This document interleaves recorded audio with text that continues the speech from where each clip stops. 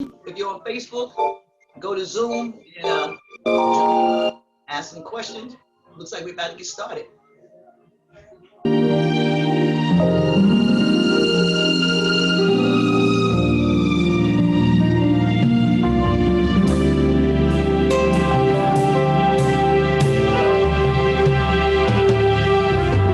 Good evening and welcome to the Poetry of Justice show with JackieRay Phillips on YikesRadio.com and AccelerateRadio.net. Here on the Poetry of Justice show, this is where social consciousness meets the arts. And what we do is we select topics that spark the interest and awareness of social diversity ranging from arts, entertainment, and social justice at large, leaving our listeners thinking and saying, Yikes Radio! Ladies and gentlemen, those are the sultry sounds of my mentor, the Mr. Kevin Nash. And you know I always give my love, honor, and respect to Mr. Kevin Nash because he is the owner of this proprietorship here at Accelerated Radio and YikesRadio.com. And were it not for Mr. Kevin Nash and his dream and his brainchild, it wouldn't be possible for me to be here tonight doing what I so love to do as the queen of YikesRadio.com. Ladies and gentlemen, you're one and only. And then I got to give a special shout out to the benefactor, ladies and gentlemen, my sister, and she is the president of Ginger Productions and Entertainment Company, also known as Lori G. How you doing tonight, sissy? I am doing great. Awesome sauces, sissy. So, ladies and gentlemen, I'm so glad to have her. And then I'm going to go ahead and give a very special shout out to my sponsorships, ladies and gentlemen. This is going out for G Babies Catering, ladies and gentlemen. No matter what type of event you're having, don't let COVID stop when we got to do what we have to do in small portions, right? Ladies and gentlemen, that is my nephew, Macario Rosales, and I want you to make sure you check him out. You can get to him on Instagram, G Babies, GBABBIES catering.com, ladies and gentlemen. And then as we get this train, keep going up in the sky high tonight, ladies and gentlemen, I got to give a very special shout out to the Man of Steel, ladies and gentlemen, our sponsors at WMPJ Steelworks, ladies and gentlemen. This is the crafty steel man behind the Sky Slide, ladies and gentlemen. The very first Sky Slide in LA. That man right there did all of this. We got to give a very special shout out to this guy. And then, ladies and gentlemen, you know we got to give another special shout out to more sponsorship. APS Muscle Cars of the Stars, ladies and gentlemen. This guy Mimo is a genius when it comes to building hot rods. This guy does customizations. The boy is bad, ladies and gentlemen. You want to check him out. MEMOAPS musclecars.com. And I know that's a mouthful here on the Poetry of Justice show with Jackie Ray Phillips. Radio.com and AccelerateRadio.net. Ladies and gentlemen, I'm so excited tonight. We have a very, very special guest in the house tonight, Miss Cosandra Calloway. How are you tonight, Miss Calloway? Hi, ladies. Hi, gentlemen. Hi. I finally put it right. I was like, I was only seeing one person. And I was like, oh, I got to switch the screen over a little bit. Now I got you. Hi. Hey, how you doing tonight? I'm having a great time. I'm ready to just kick back, relax, got some coffee. You know, I just realized that I thought I planned this right, but I don't have, we got 2 hours, so I'm gonna have to slip away and eat some White Castles. You know, I understand, doll. I do. You know what? I'm just going to look. We got Facebook in the house tonight, watching us, Cosandra. In addition to our YouTube live stream we've got going on for us tonight, and we're live on YikesRadio.com right now, as well as AccelerateRadio.net.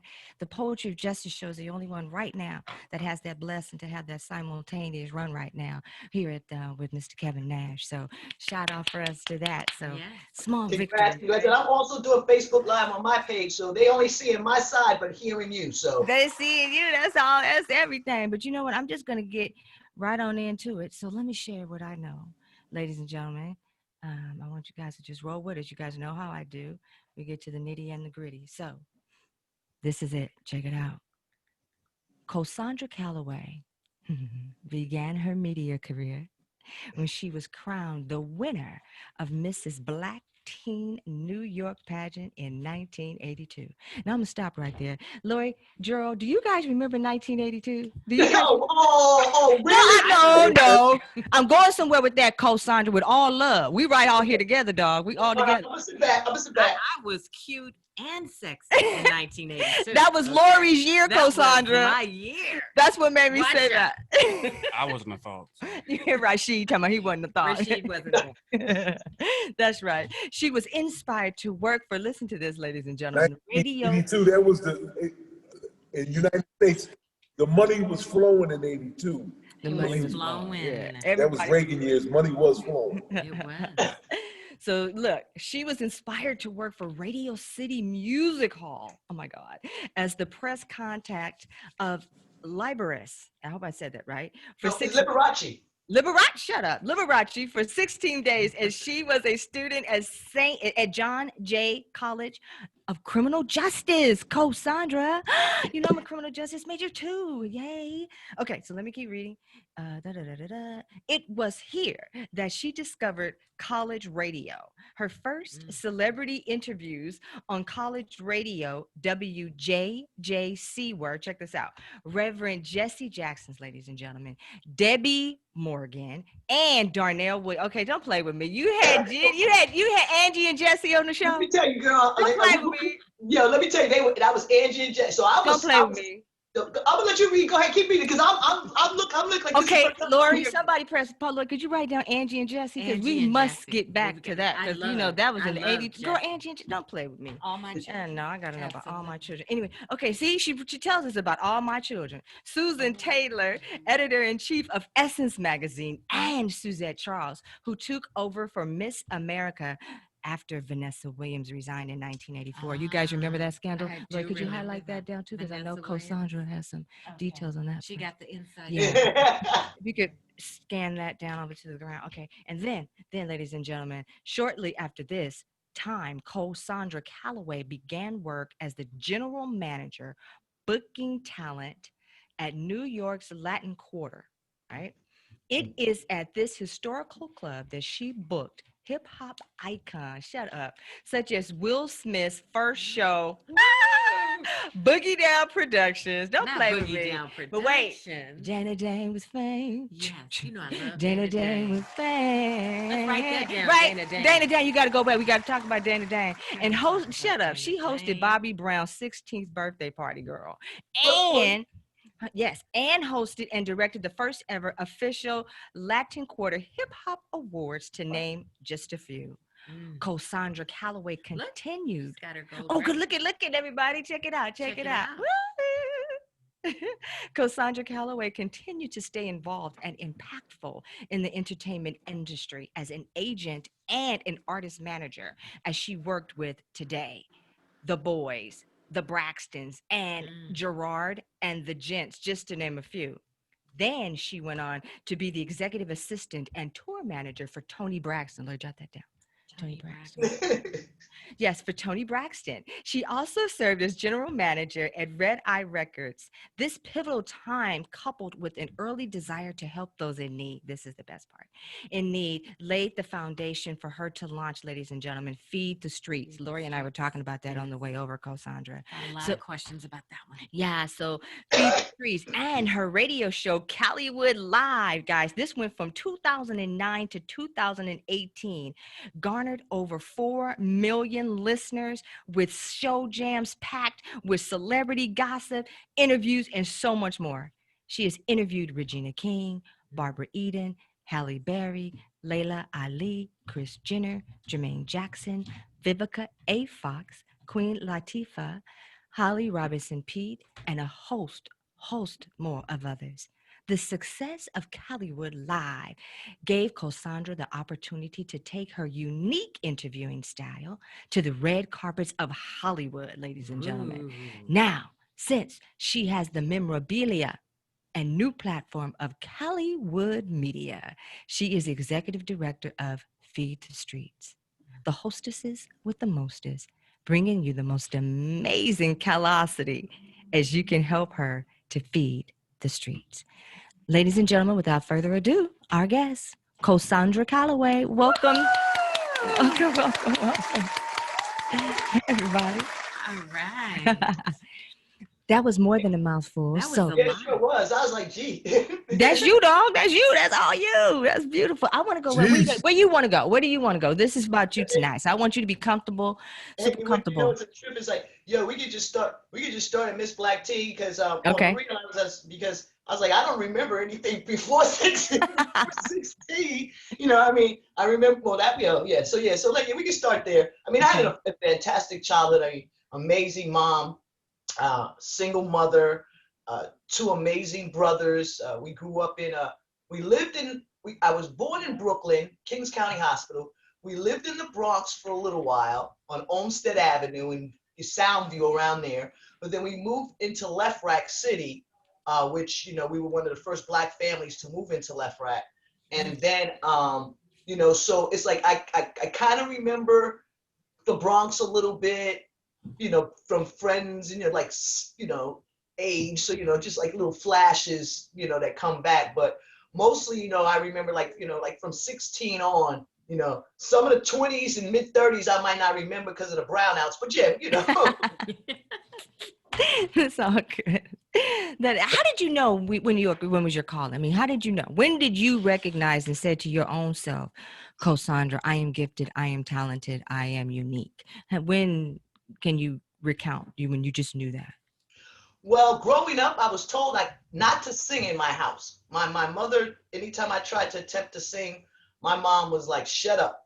So there went ballet classes, and really, actually, I'm going to have to say, when I won the Miss Black Teen New York pageant, I mean, we used to do talent shows when we were kids, like with one of my first cousins is Kenny Smith. So he and his sister and we would, because we lived in Left Rack, and we used to do little talent shows for our family, amongst the family. So, I always thought I could dance. My brother actually reminded me the other day, he put a post on Facebook about when we were on Wonderama.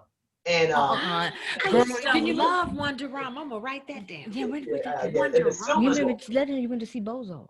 Yes. Yes, remember Bozo the Clown? Bozo the Clown.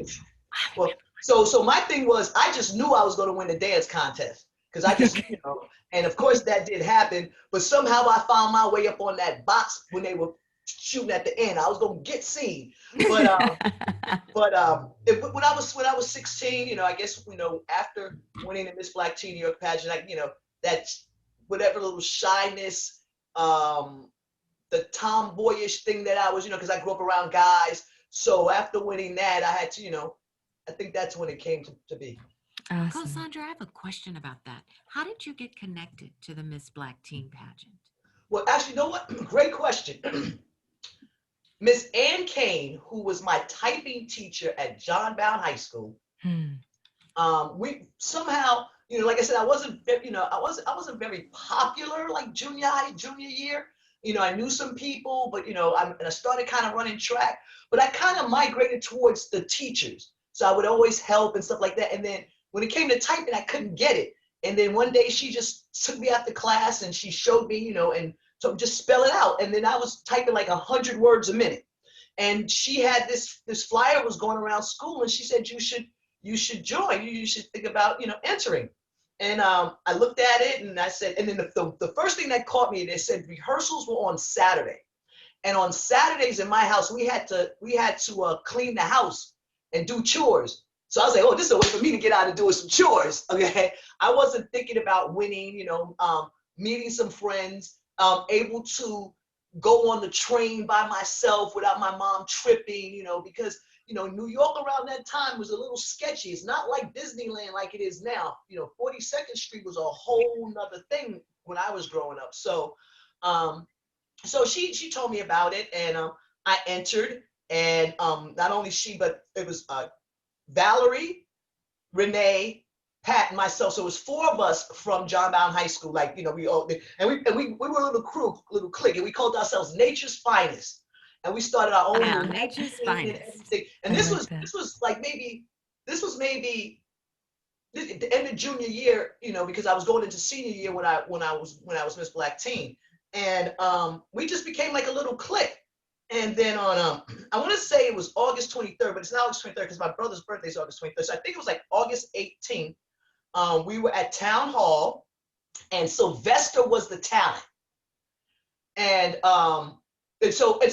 When we had practice, everybody was singing. So this was like, I said, okay, I'm like, I can't sing. What am I going, So me and my mom my mom found this poem, and it was something about the penny. You put your black father on the penny or something like that. So I was political back then, but my mom picked it, and you would have thought that was my thing, like that was my calling in. But my mom showed me how to do the speech. I mean, we went over it and over it and practiced it.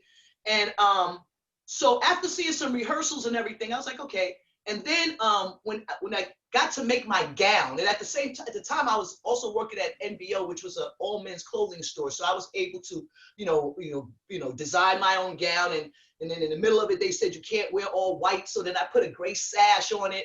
But it was the night of the pageant where I realized, I said, I might place.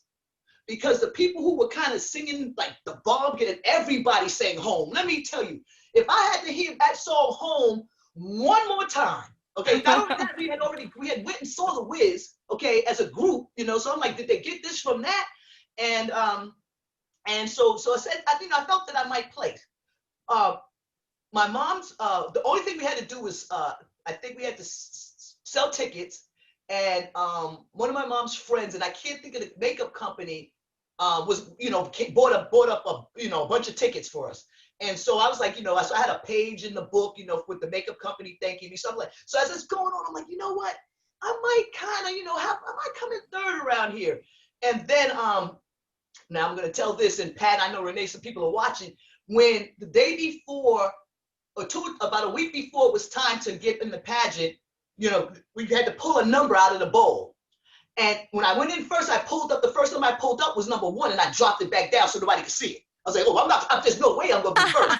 And so I dropped it back down and pulled up, and then I actually came up with number 14. I was like, oh, I'm 14. And then my best friend, Pat, she actually she became number 1, but I knew I couldn't do number 1. I knew when number 1 came up, I was like, there's no way. So I cheated. So maybe I should have won, but no. So when it came to, when they called us for the question, and I forgot whatever question they asked me, but because I think so quick, my answer was so, and I was like, and I'm sitting there going, where's this coming from? So then after answering the question, it got whittled down. And I was like, okay, so now it's like only 10 of us. So I was like, okay, yo, I know I'm a place. Because I killed the question.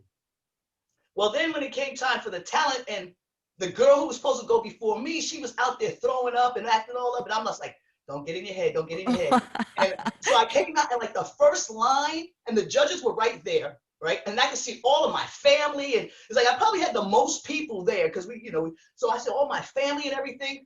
And the judges are right there. And the first line came out all crackly. And something like, I could feel my mother kick me in my behind and go, what the hell are you doing? And then this next line, and then I just exploded.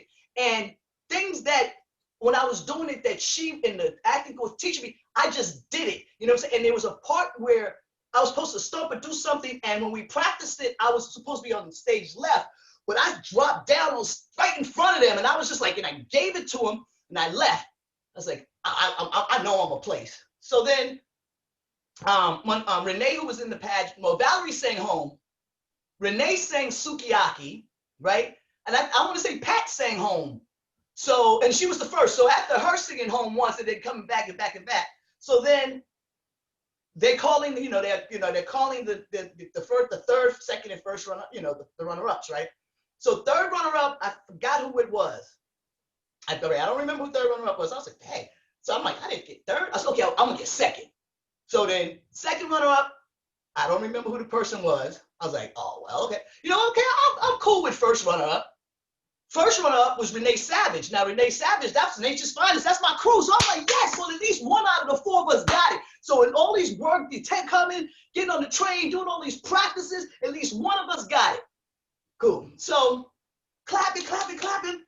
And so when they announced and the winner, 1982 Miss Black Teen New York, Cosandra Calloway, I was standing there like, and it wasn't until everybody kind of swarmed me and I heard my mother scream. And I mean, it was like I can hear it to this day, that scream, and my family going crazy. And then I was just like, and I don't know, whatever. I know when whatever I said at the end, I wasn't like, oh, Miss Black Teen. I was like, yeah, I did it. Okay, we're going. I was like the tomboy in me came out for a second.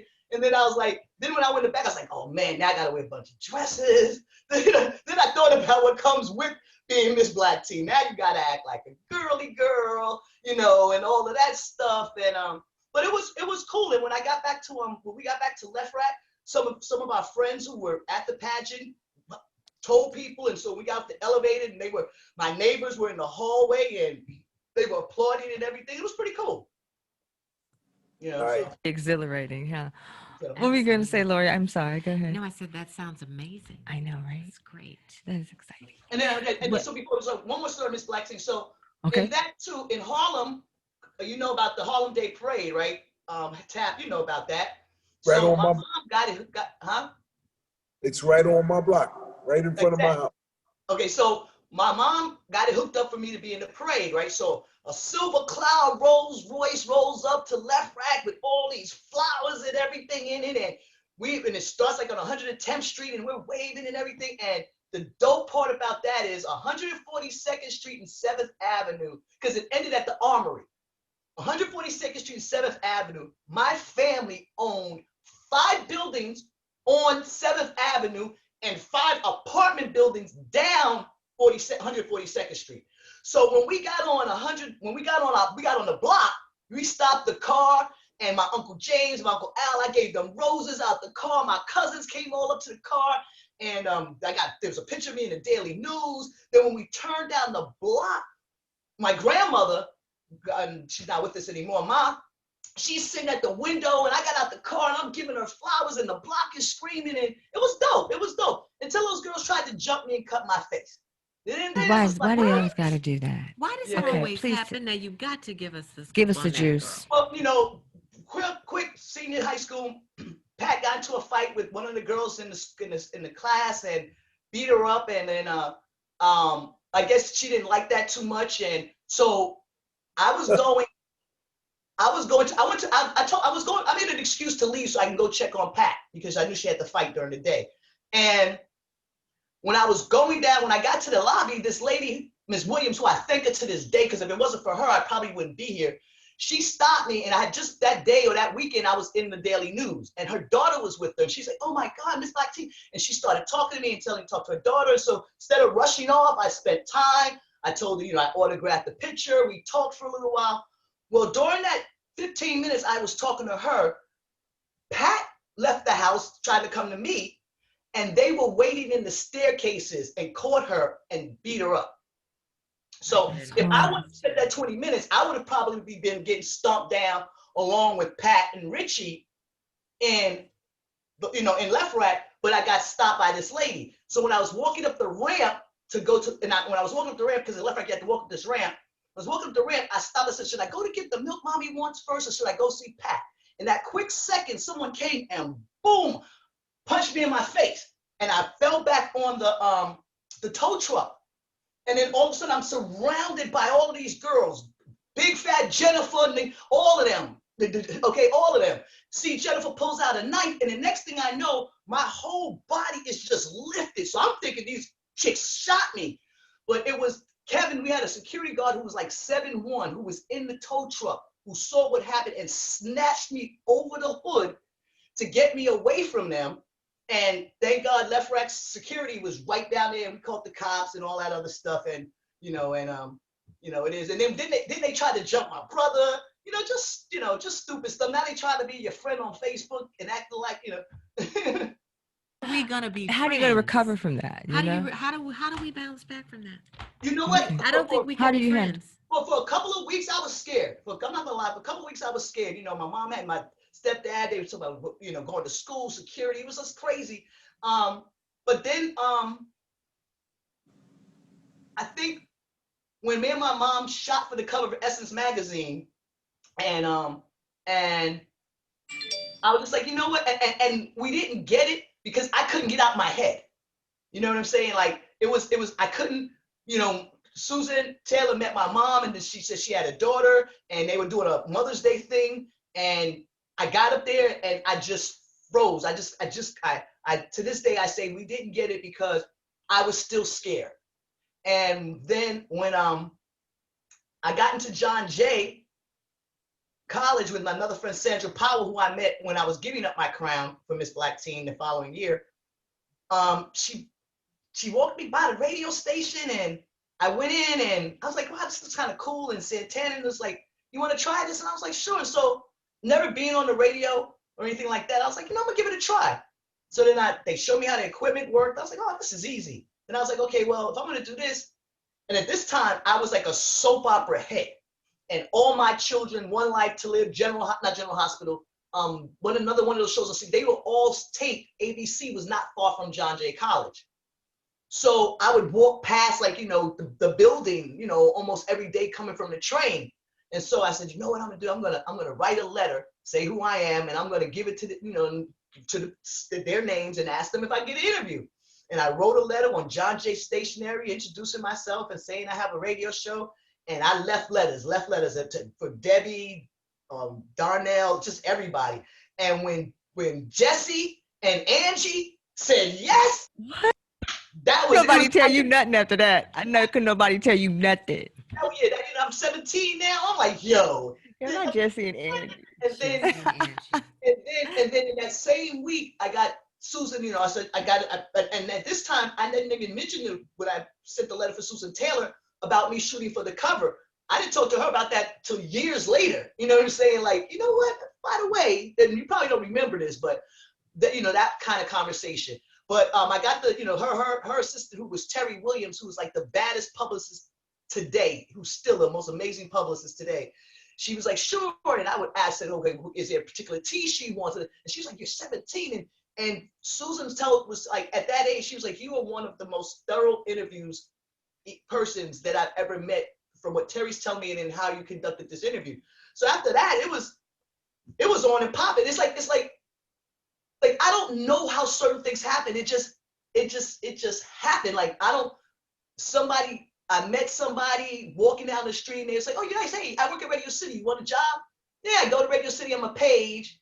And then it's Easter Sunday, it's snow up to here, and I go out on my 15-minute break to buy cigarettes, and I bump into this older lady, and she's got all these bags, and I say, well, I'm only going to Radio City. Let me, help you. Which should have taken 15 minutes, took 30, so I got back late. That was a whole nother issue. Long story short, that was Liberace's mother. What? Liberace's Right. mother? Exactly. So then, Wow. then during the big lunch break, they came and got me, and I'm like, oh my God, what is this lady saying? I didn't do anything on Miss Black Teen New York. I'm in my head like, what's going on? Like, why security is full? White guys are coming to get me. I'm like, okay, what's going on? And so then when I went up there and I met him, and he said that your mom said that you might want to do publicity. So that's when I met Mary Moore, who's now just recently, well, it's been about a year now that she passed away. And then I ended up being, she showed me how to do publicity, and I started doing, for the last 16 days when he was at Radio City, I got to learn publicity and, invite the celebrities and his closing party and all of that. And it just kind of, and then from there on, I just, go to a club, I'm Cosandra Calloway. It was true, Cosandra Calloway. They just let me in. Oh, but here's the deal. That Miss Black Teen, let me tell you, I got into the party for Michael Jackson at the museum. I threw on my mother's fur. I'm telling you, I threw on my mama's fur. Took a cab from Left Rack, because I wasn't going to go to the train to have my mom's coat stolen. Had my crown on and everything, and went up to the door, and they just parted the Red Sea. I'm telling you, I Miss Black Teen, oh, come on in. I used it. It's like, hey. How to use it? You got it. You got why not? Well, I can anyway. Absolutely. My God. Wow. That's where you met Fedorov at Radio City, right? Yeah, I met Fedorov at Radio City. It's so funny. I can close my eyes right now, and I can see him smiling with that brown polyester suit on, and his little mustache and his little hat. Remember that hat, his little afro and everything. And Fed wasn't paying me no mind. It's what, 82, 92, 2002. It's been 30 years I've been trying to get with Fed. I'm done. You know what I'm saying? I had chased it. Now I can't, because now he's the executive producer of the new Cosandra Calloway show that'll be coming to you soon. So, you don't mess in the waters. Now you blew it. What they say, you don't want to eat where you do something, or were you? He had a friend there, Cassandra, another brother with an afro, small. I forgot his name. You probably know him. A good friend there. I forgot that. Good dude from New York. Yeah. Like Kenny said, so there's some, there was some friendships formed there for the period. I took pages on Thanksgiving. We would leave and went up to my grandmother's house and we would eat. I was like 14, 15 pages. We would go eat and then take the train up because it was quicker, eat and then take a cab back and be back in an hour. That is Damn. wild. You wasn't playing around with no joke, huh? Not at all. So, I just, people gravitated towards me and I was just like, and I'm a pretty cool person. So it's like, and if I'm doing something, I can bring somebody along, you have some, let's go. So I think that's how, but it's, I say 16, I say when I'm on Miss Black tea, it came Cassandra was a hustler. Cassandra, this girl was Cassandra was a hustler. Cosandra never hustled. What? Oh, Cosandra, listen, when I met her, ladies, in LA, when Fed introduced me, listen, you got to meet this lady, Cosandra Calloway. I said, all right, no problem, blah, blah, blah, because we were going to all the All-Star games. And this particular year, one was in LA, and Cosandra, Fed told me to hook you up, she can hook you up, she got the connections. So I met Cosandra. And after I met her and we hit it off, this was every city. I'm talking about 10 cities after that. But as far as when we first met up, I think it was was LA the first city or another city? No, I think LA was the first one. Yeah, and Cassandra, I had about 12 of my friends with me. And Cassandra told me, Tap, listen, you got a lot of dudes here, man. You ain't got no women. I said, look, we out here. We don't need no woman. Look at this. Look at these women out here. Well, I'm with my boy. He said, well, look, Dad, look, this is invitation on. This was the TNT Charles Barkley party. No, the Kenny Smith's party. Charles Barkley don't do no party. Yeah, Kenny Smith, I'm sorry. Kenny Smith, which is her cousin, which she said earlier. Kenny is her cousin, and she introduced me to Kenny too. And so I had these 12 dudes outside the line. Cassandra, she said, Tap, meet me for lunch. So we met for lunch earlier that day before the party. She said, Tap, look, them parties is like invitation only. You can't get in. I'm just getting a little donation. The way she put it is like, you gotta be involved. She said, Tap, I'm taking a little donation because, I got to do my thing and I'm trying to do this. So listen, what you do, you tell your boys, each of them, Tap, because the parties is I think it's $250. Because Fed told me he was man and blah, blah, blah. Just tell each of your boys to give me $50. I said, 50, so I had that in my pocket. So I gave it to Cassandra. I said, look, it's 12 of us. Whatever 50 times 12 is, I gave her the money. Mm-hmm. I swear to God, that night we went to that place, Bliss, that was on La Cienega. Yeah, it was on La Cienega. The night we got it was star-studded. They had those lights that go up in the air like you in MGM. I shut down La Cienega Boulevard. With the NBA. Okay. It was like her party. Yeah.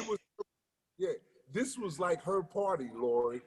And she was at the door. She was like, how you go to the club, they got the host at the door. Well, Cassandra was at the door. It was mad people outside. And, I said, oh, shit. So all my bosses out here, she said, Tap, hey, how you doing, Tap? My man from New York. She said, excuse me. She went back in, came outside, Tap, stay to the side, but keep your boys single file, blah, blah, blah, blah, blah, blah. Right. All them people looking at it. She walked all 12 of us in there. Not a problem. Superstars. Listen, open bar. They parted the ways for us. Like, and I was just turning around. I had to play. You know me. I had to talk to you. Yeah, I retired from the Philadelphia 76ers. How you doing, guys? Yeah, because people was mad. They was mad we was getting in the party like that.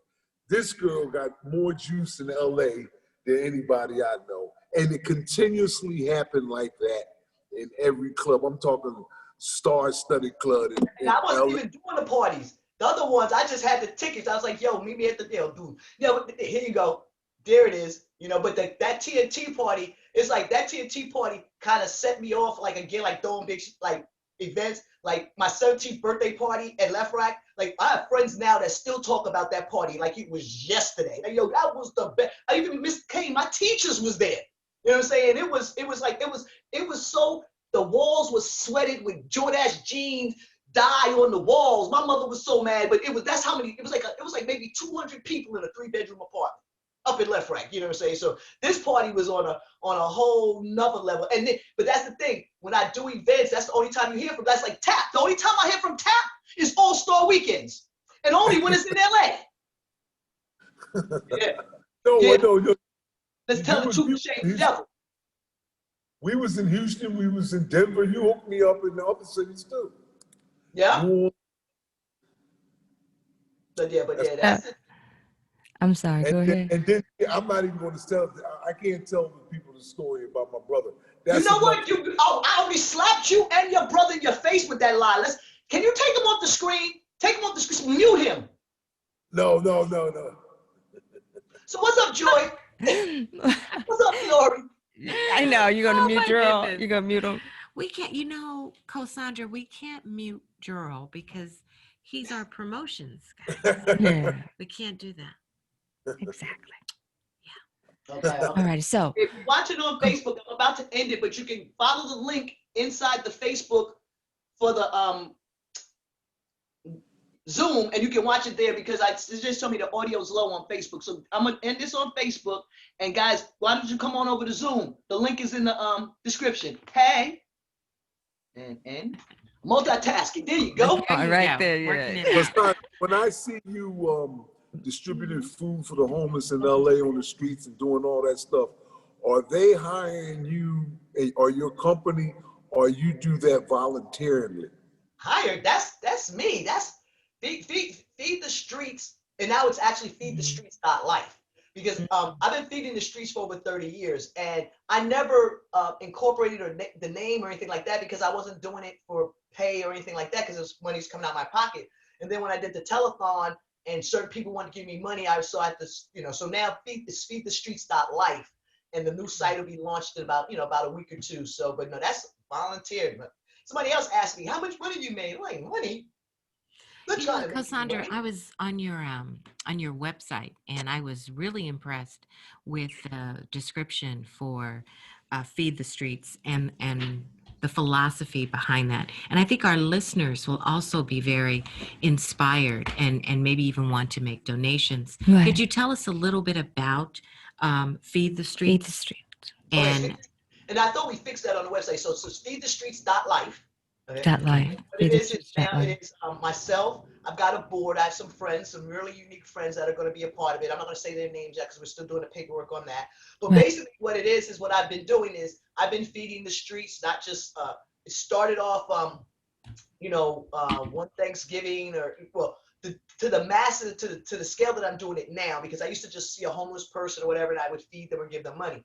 But then when it came to starting giving out the meals, I have really bad allergies. I can't corn, peanuts, avocados, and mushrooms. That's it. I'm not going to go into why. So I found that I couldn't go to anyone's house to eat for holidays or anything like that because these things are in the food and I'm getting sick. So I made myself a complete meal of turkey, yams, macaroni. I cooked the whole meal like I was having company. And I made like a plate for myself. And I was like, man, this is a lot of food. So then I started making, I said, I'm going to make like 2 or 3 plates for myself, being realistic how many days I'm going to eat this. And I started making plates. And that first meal, I made 75 plates. So wait a minute. This meal, that I cooked for one, I just made 75 plates. And then I just started going out and giving like that. And then a good friend of mine, Gwendolyn Priestley, we would, the supermarkets here, you can buy like a whole dinner for $50 and it comes with the turkey and all the fixings and all that stuff for 10. And there's areas in Los Angeles like this Mother's Beach behind the Ritz-Carlton where a lot of homeless people were. And then on Venice and Crenshaw, there's actually one of our family friends who's I've been feeding for 10 years and he's still out there and I just like, don't you want, and this is, what he wants, I guess. But it's just done based out of from my heart, dude. There's no compensation. I just And enjoy. then what you would do is film it so you can show people for publicity and then get But I wasn't donations doing it from for sponsors. publicity. I'm not doing it. I'm not doing it for publicity. And also too, like I used to film some things, and I'm like, I just don't feel showing video of people down. You know what I'm saying? So I'm working on how to promote it, but without embarrassing people. You know what I'm saying? So that's why, you see some videos like early on, now you'll see like videos will be far away or no audio, things like that. Just because it's not, they don't, I don't feel I need to show their face. You know what I'm saying? I just need to show the deed so that they see that, like the money that they know donated for the telethon is going to where it needs to go. But so that's the part that I'm working out. And then I'm also now, with my board members, we're partnering up with shelters.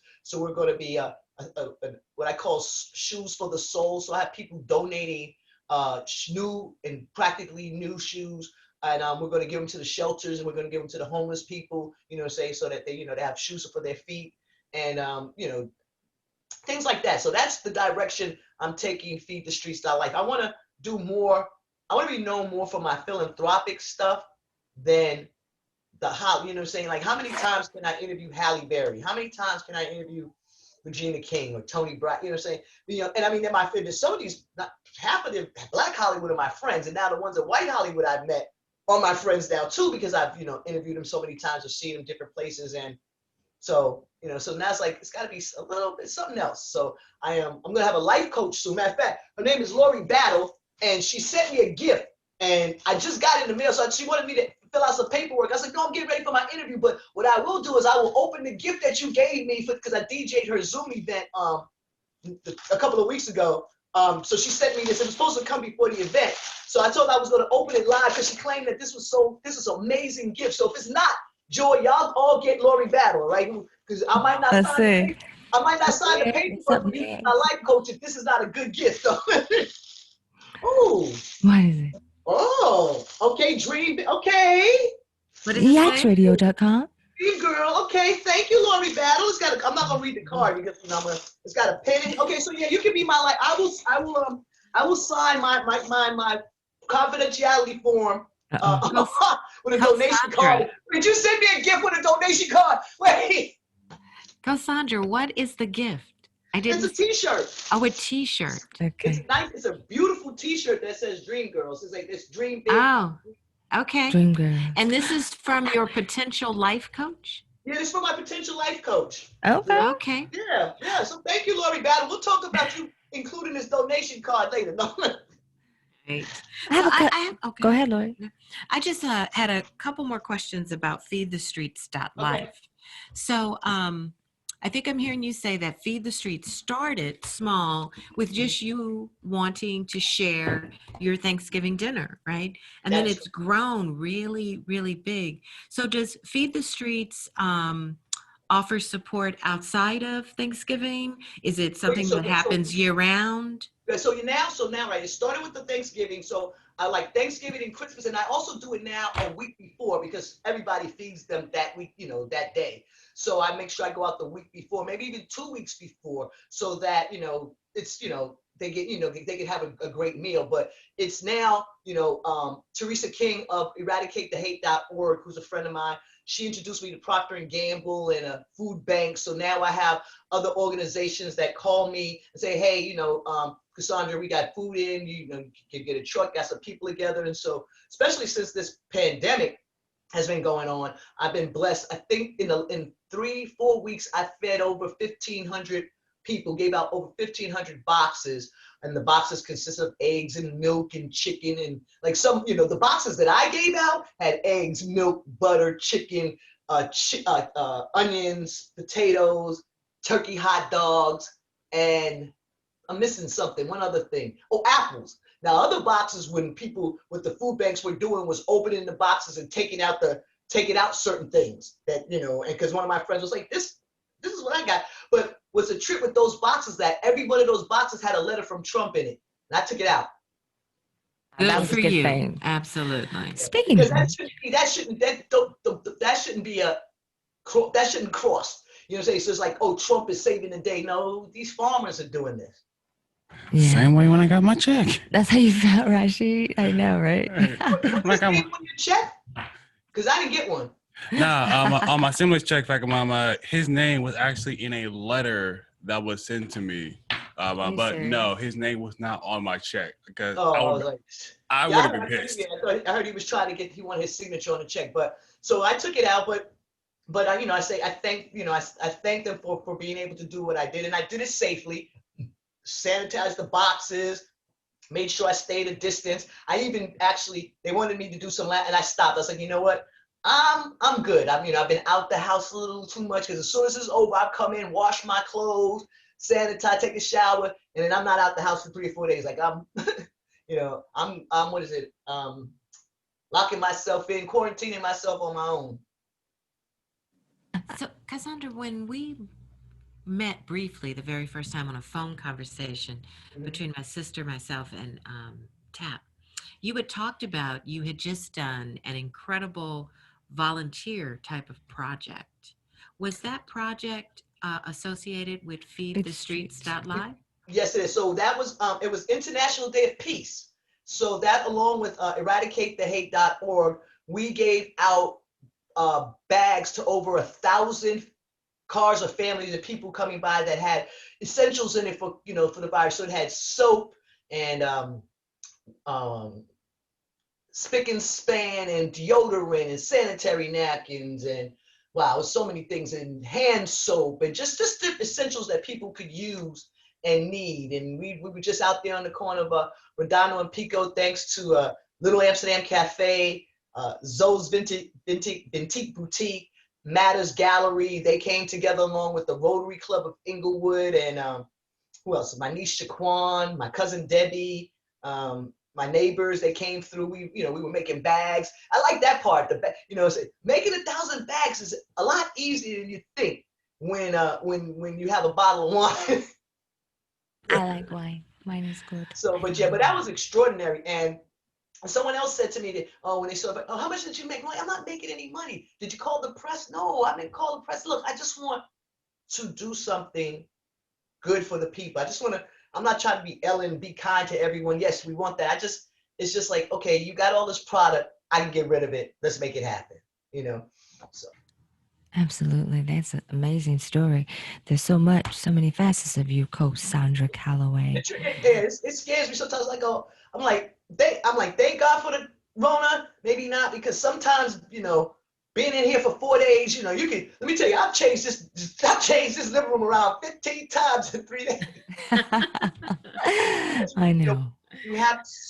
When you're used to doing so much, but then again, a lot of what I do is in the house and studying and getting prepared for interviews and stuff like that. So it's not really, I wasn't eating out at restaurants because of my allergies, and so the few that I like to eat at cost too much money to be going to now. So it's not really, the not seeing people, that's the thing, so, like neighbors, like my neighbor who I really didn't know. Turn it down low. Because of the coronavirus, because of the virus, I got to know her, and realize, wow, she's kind of, she's swift, she's quick, I've been living next to you for 6 years, no clue. So then, she had no clue who I was until we were in the garage making bags, and she's like, really? And then the lady across the street's brother, because I give, take care of the neighbors and everything, said, "Where's your sister?" And I was like, "What do you mean?" He said, "Your twin." I'm like, "What are you talking about?" The one that wears all the dresses and with the hair. You're like, what's this? Cosandra, I have a question. Getting back into your so many talents, but in terms of interviewing and your work in the entertainment field, how has COVID-19, or if COVID-19, how has that, impact that trajectory? Killed it. It killed it, because I stopped doing in 2018. I did my last official Blog Talk Radio Callywood Live show and started going, more with Facebook Live and Instagram Live. because sponsorships weren't really there. And then I also noticed that I got more traction to my page when I went live. And it was like, when you got the raw, whatever happens, happens, you know. So I found, and the other thing is YouTube, I was making the videos with the cuts and doing all the, you know, and adding all the extra stuff. And I was making a little change with YouTube, but then YouTube shut me down because I didn't have enough subscribers. So I was like, yeah, I'm not going to put all of that energy into doing videos and all of that stuff if I'm not going to, you know, if it's not bringing in any money. So I'm just going to, you know, go live. And then with doing that, I found that I have more time to study. I find that, you know, I found that I have, it gave me an opportunity to get better. You know, so like even like when I go to the Hollywood Museum, like a lot of the events that I do when I was going by myself before I got like my 5th assistant, I take the bus, you know, so I can study, you know what I'm saying? So when I'm there, like I do note cards with, if they, you know, I put their picture on it. If it's not written out, I've printed it out. I've taken my time and I've studied. Like I've got stacks of note cards of people who were supposed to be at events, you know, that didn't show up. And then, you know, and then what I do is I have them autograph it and then I auction that off. And then I use that money to, you know, to go towards feedthestreet.life. But did I answer your question? Because Absolutely you did. Yes, Cosandra, for sure. I'm just kind of wondering. Go ahead, Tad. Oh, you making me tired listening to all stuff. You know what I mean? You ain't no joke. You a hustler, man. It's like, I don't like that word hustler. I don't like that word hustler because, and I'm gonna just say this, because back home, hustle means you in the street grind. I'm not a hustler. Let me explain why. It's not true. I tell this to everybody when they say this to me. Hustle and little are the 2 things, and the N word are the 3 words that I don't like, and that's just me in my world, because that, you know, growing up, that's what it meant. I'm just very determined on doing what I need to do, no matter what field it's in. I'm going to make it happen. I don't think that's a hustle. I think that's just qualifications. I'm not hustling is someone who, you just get what you get while you get it. No, I'm gonna get it, but I'm gonna learn from it. You're gonna learn from it, you know, and I'm gonna teach. So it's not a hustle. Like this one, but you on a mission. Yeah, right. So it's not a hustle, it's a mission. Okay. It's not a hustle, it's the mission, because the hustler hustles because it's like, yo, they hustle me. You know, that's like real quick. Like I had someone come up to me, I got a phone call. Hey, such and such said that you're an amazing person. You do all these things, and we're looking for partners to come with us because, you know, we were doing this project. Make a long story short, I gave 6 hours of these people just telling, oh, you're great. I'm like, well, what's the project? Okay, and let's have a meeting. Long story short, after 6.5 hours, it was freaking Amway. Really? Did you say Amway? Yes. Oh, wow. It's a marketing group who's multi-level marketing. Remember them? Yeah, I remember Amway. I didn't even know Amway was still around. But I think a lot with you, from what I know about you, from talking to you. See, a lot of your ambition, a lot of your activities come from your family. It's your family, you know. And I confirmed that recently, because Cosandra, when Kenny Smith did something that made me feel real proud of him and made me feel like when he walked off on TNT, when he walked off on TNT during the Black Lives Matter thing, and he would not. He said, "No, I'm standing with Breonna Taylor or whoever he was walking with." That day really showed me that, man. He really, because he's in that platform to help people and make people think and show people this is where we at right now. And he could have lost his job for that. But he did that anyway because that's how he felt. And I see a lot of your passion is coming from inside.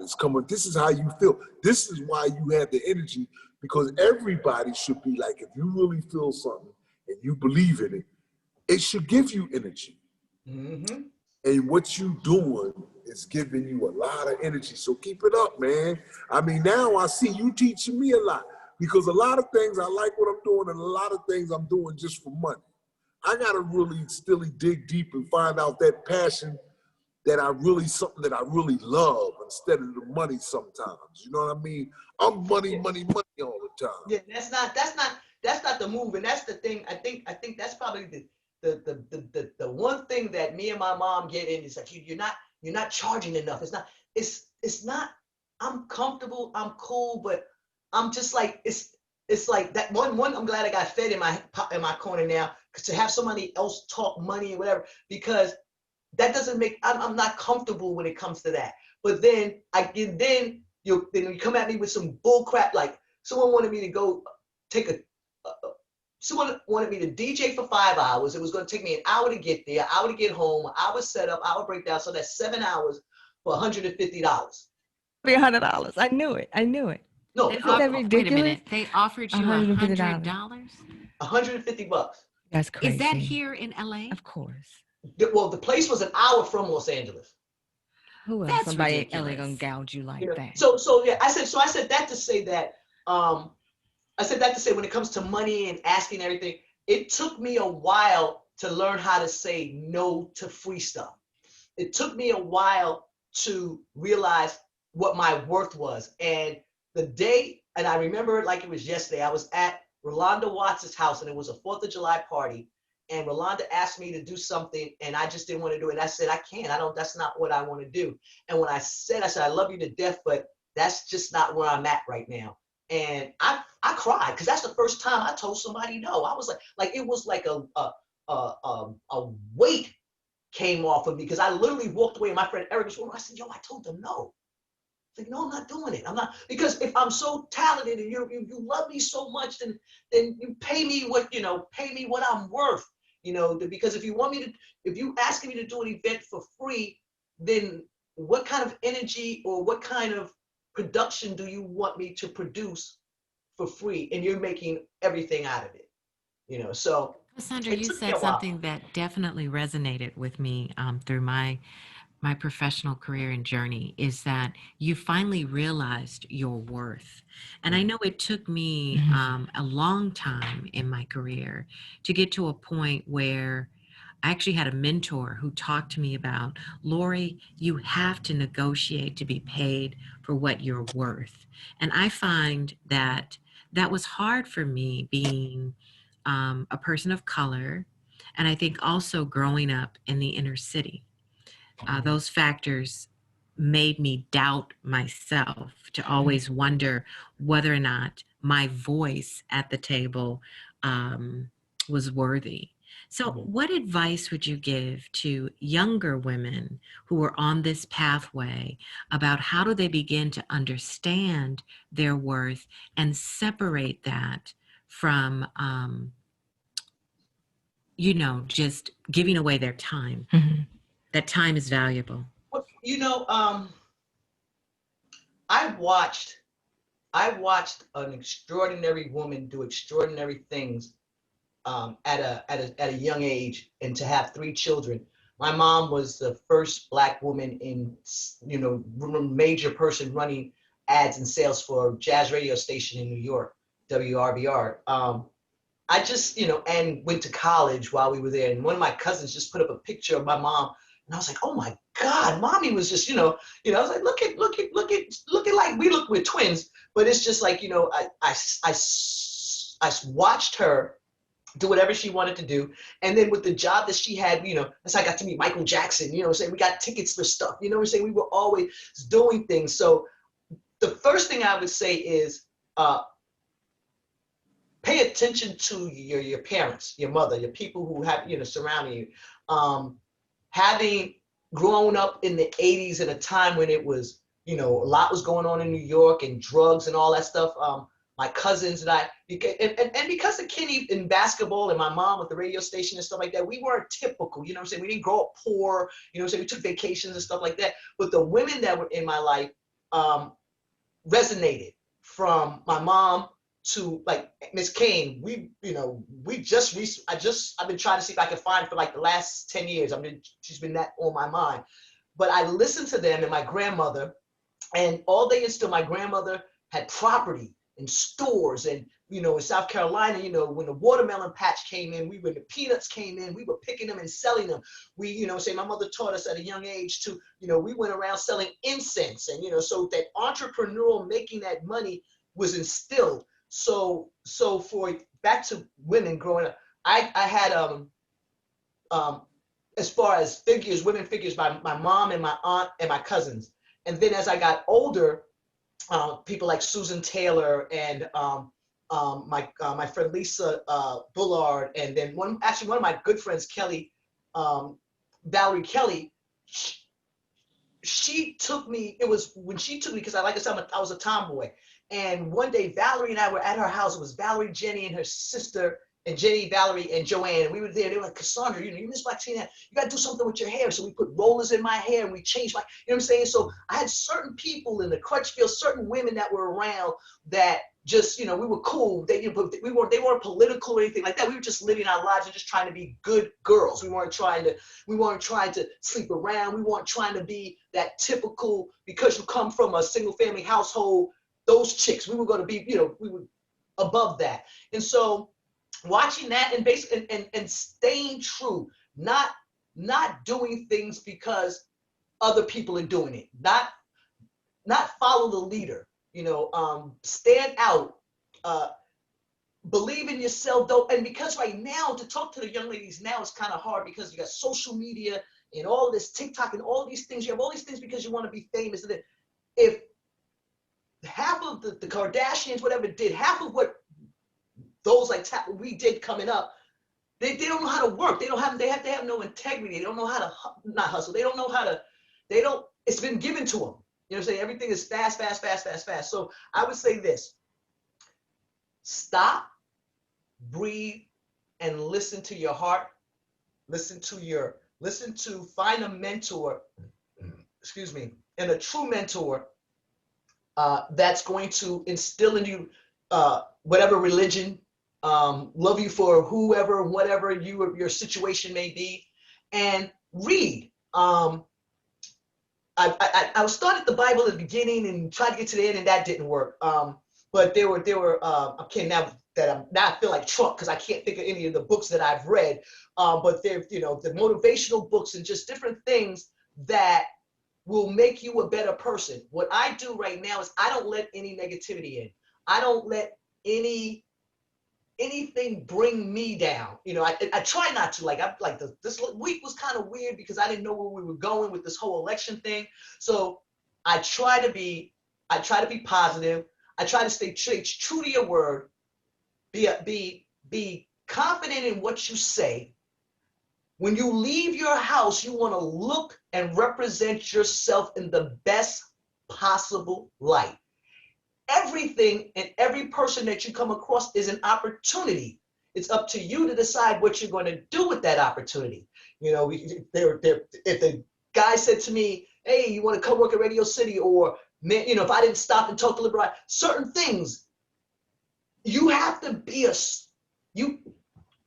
you can't teach common sense, but you have to be of a certain ilk, of a certain substance. There's a thing that's called natural being, your natural essence. And if you're a messed up person, then that's going to show. And if you're a good person, if you're a good person, that's going to automatically come out. So I can't sit here. I wish I could sit here and be as articulate as Kamala Harris. Well, yay! And I got paid, and let me tell you, and I'm a brag. I interviewed her 5 years ago. That's right. I got pictures with the first Black African woman vice president of the United States of America. That's what. Do you hear me? Okay, I just went on. So I'm not that eloquent to have. I don't have a speech or anything like that. All I can say is, what advice would I give? I would say, just be honest, be true. So it's your choice. Hold on, Tap. And study and learn, and don't half behind anything. If you don't know something, then study it. Don't come up and half bake anything, because people can see your bull. Okay, I could have clearly came in here and not been prepared. Like for weeks, I made sure that my surroundings, everything, proper preparation prevents piss poor production. There you go. You could have been in the forefront. You had that characteristic, like an actress. Have you ever tried? Did you ever think about acting? I thought about it, and I think this. I don't like being told no, so I'm, and I have friends, and I'm like, yo, when you get a role, just let me be me. You know what I'm saying? Don't. That's what I'm saying. Yeah, Like, don't make me audition. You know what I'm saying? You can just give me the part, because now, let me stop. Now, I did act. That's a lie. When I was at South Carolina State, I got the acting bug, thanks to the Henderson Davis players, Angie, Dr. Mundy. Happy 60th birthday. But at South Carolina State, I did theater, and that was amazing. And that there also, too, I realized that once again, my mother was telling the truth that I couldn't sing, but I played I had a lead in this one role when I just sat there and was a reporter and just talked and smoked cigarettes and drank, which was normal. So I wasn't acting. I was just being me. But then we did The Wiz, and so that I had fun. But being on television, like I could see, and then I've had friends that have had shows. I'm like, hey, come on, let's go. And I'm like, man, I don't want you to think I'm using our friendship for that. I say if a role comes, I'll take it and I smash it, because what was it? Morgan Freeman didn't start acting until he was like 50 something or whatever, so I'm in my second quarter. Okay, I put this on so y'all couldn't, so you don't see my 12 pack. No, I put this on so I didn't have to suck in. No.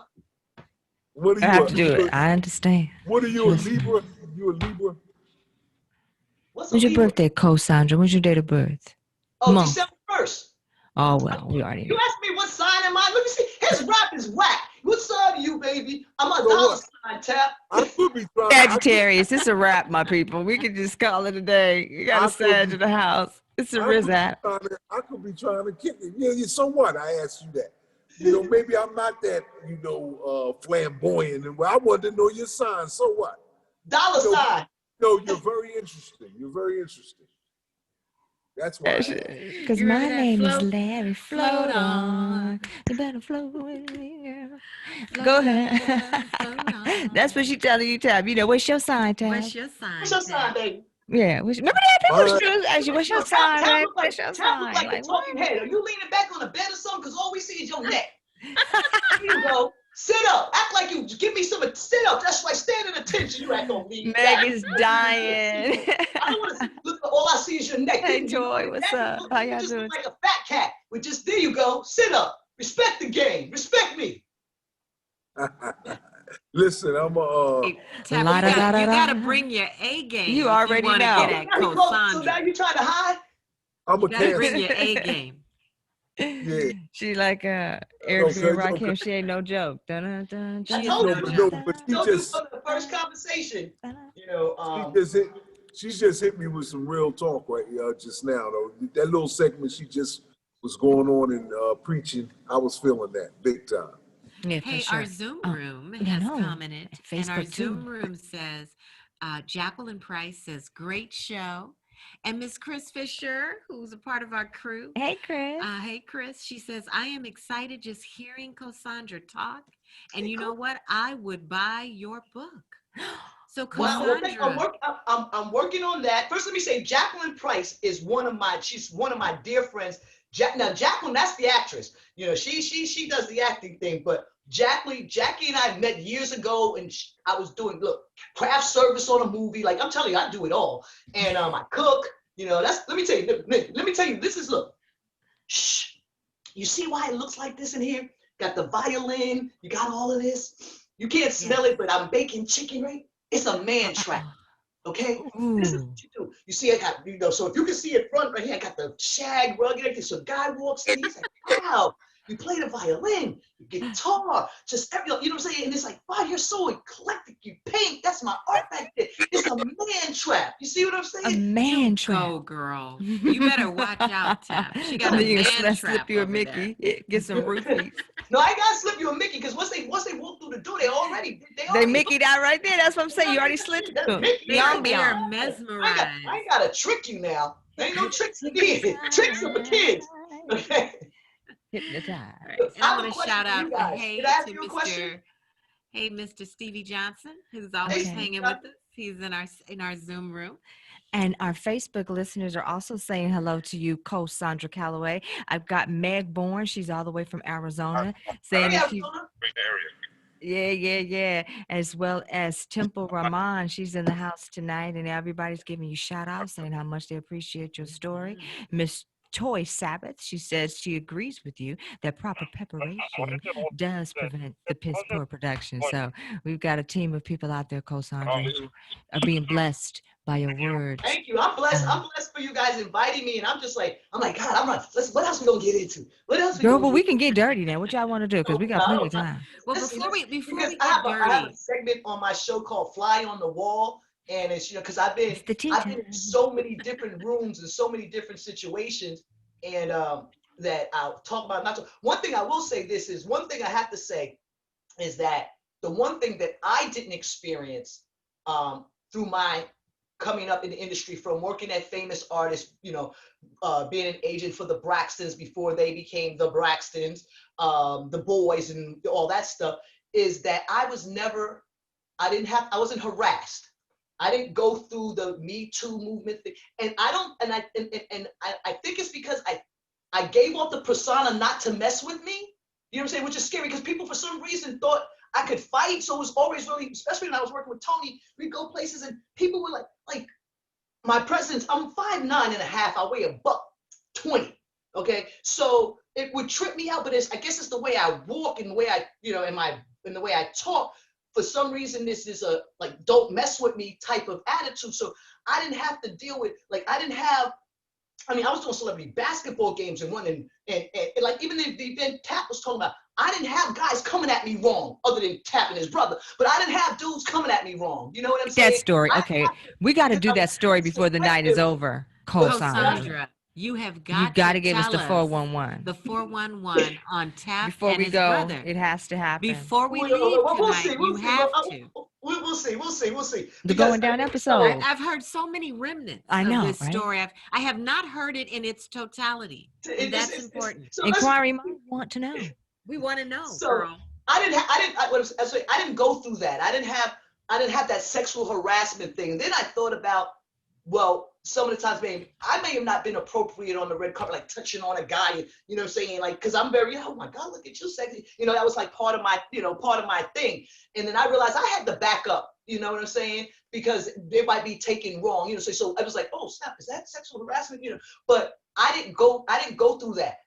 I didn't see the Illuminati effect thing. And maybe I didn't see whatever, because I was in the bubble, but I was in the bubble, but on the outside, because things that are coming out now, I'm like, oh man, I was there. I didn't realize really that was going on. But certain things were kept from me, or I didn't see it. You know what I'm saying? Because I wasn't looking for it. I wasn't looking to see if this person was sleeping with this person, they were the same sex and all that. Didn't care. And none of that was going on when I grew up. You know what I'm saying? It wasn't, it wasn't, I was, I had an experiment in high school. That wasn't the world I lived in. You know what I'm saying? So which is really funny, when the two young ladies who moved in across the street, I assumed that they were sisters, not partners. You know what I'm saying? Because that's not you know what I'm saying? That's not how I go to. Yeah. Exactly. That's not my go-to.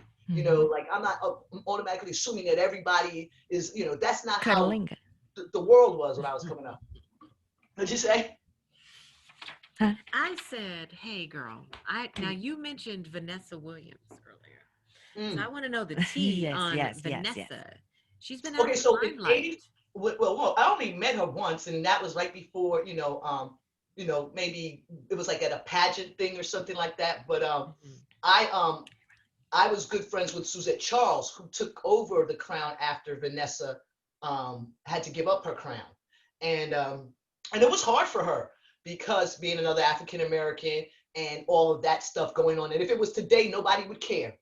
Right. It would be actually how many likes did she get for showing it? That's where it would be. She would have broken the internet, right? Mm-hmm. It was disappointing because it was like, I was like, oh my God, as a beauty contestant winner. But then I was like, yo, it's none of my business.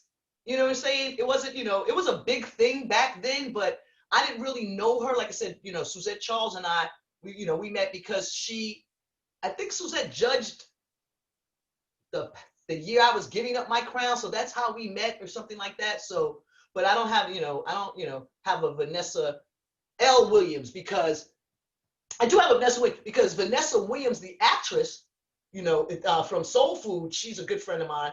she actually sued Vanessa L. Williams because Vanessa L. Williams came in trying to be Vanessa Williams on the SAG. But Vanessa Williams was already there. And so she was like, well, I'm the bigger person, whatever. And Vanessa Williams was like, no. I've been acting for this. And so they made Vanessa. So I was part of that to make sure that Vanessa Williams was Vanessa Williams in SAG, and Vanessa L. Williams, Miss Former America, had to put the L in the middle of her name. So I do have a Vanessa Williams story. 6 degrees of separation. Give me somebody else. Yeah, Cosandra, I am learning you got the 411 on everyone. I know. Girl. Let's get the tea. It's tea time. It is tea time. It is. What you got? Well, you mentioned another name.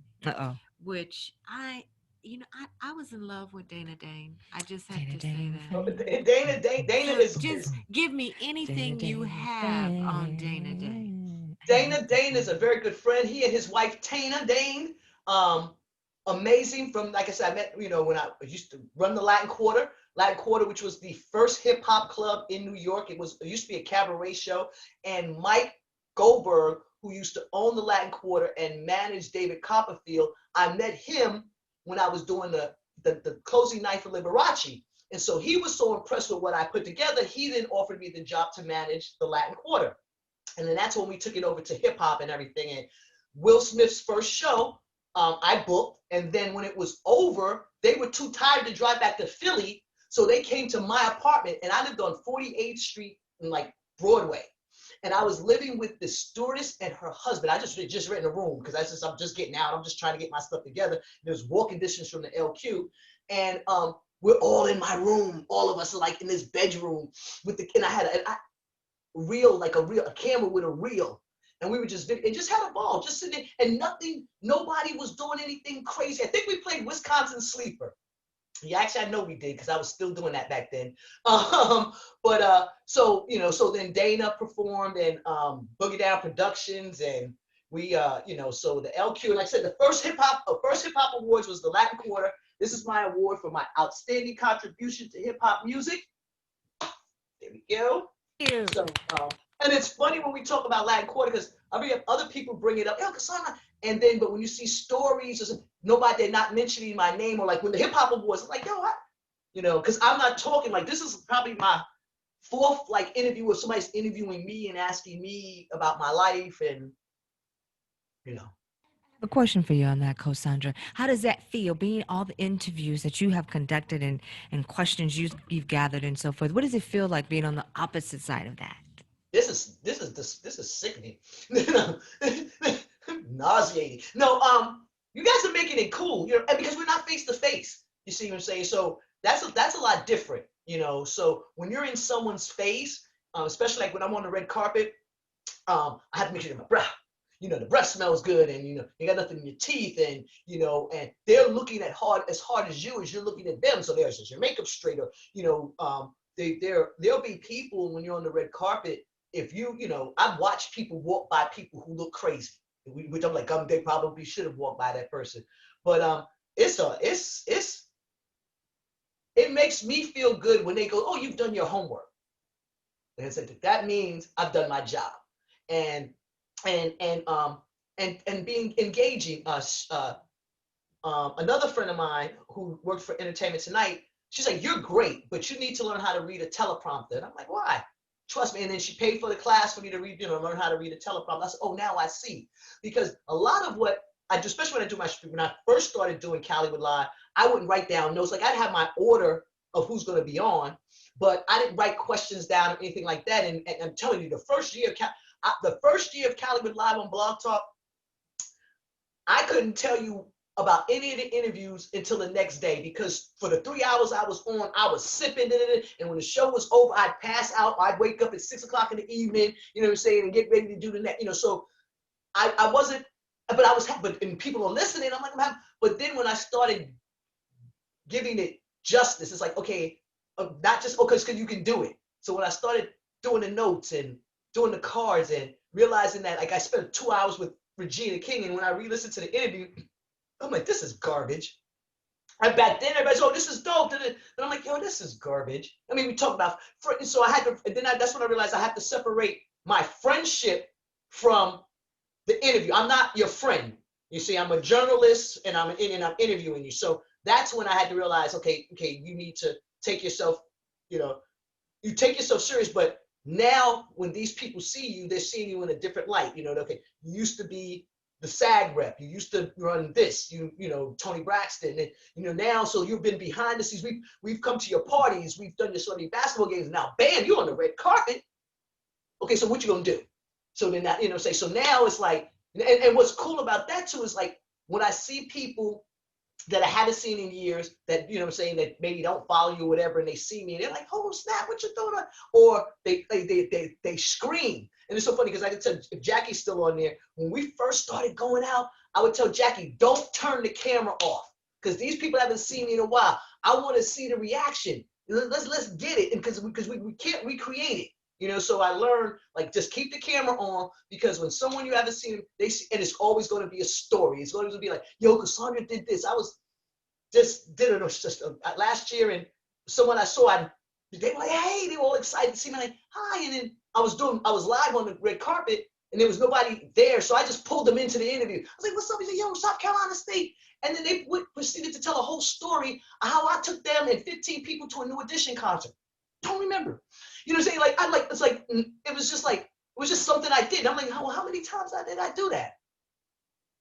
So what did Sandra, I just go I on a tangent? have a question for you.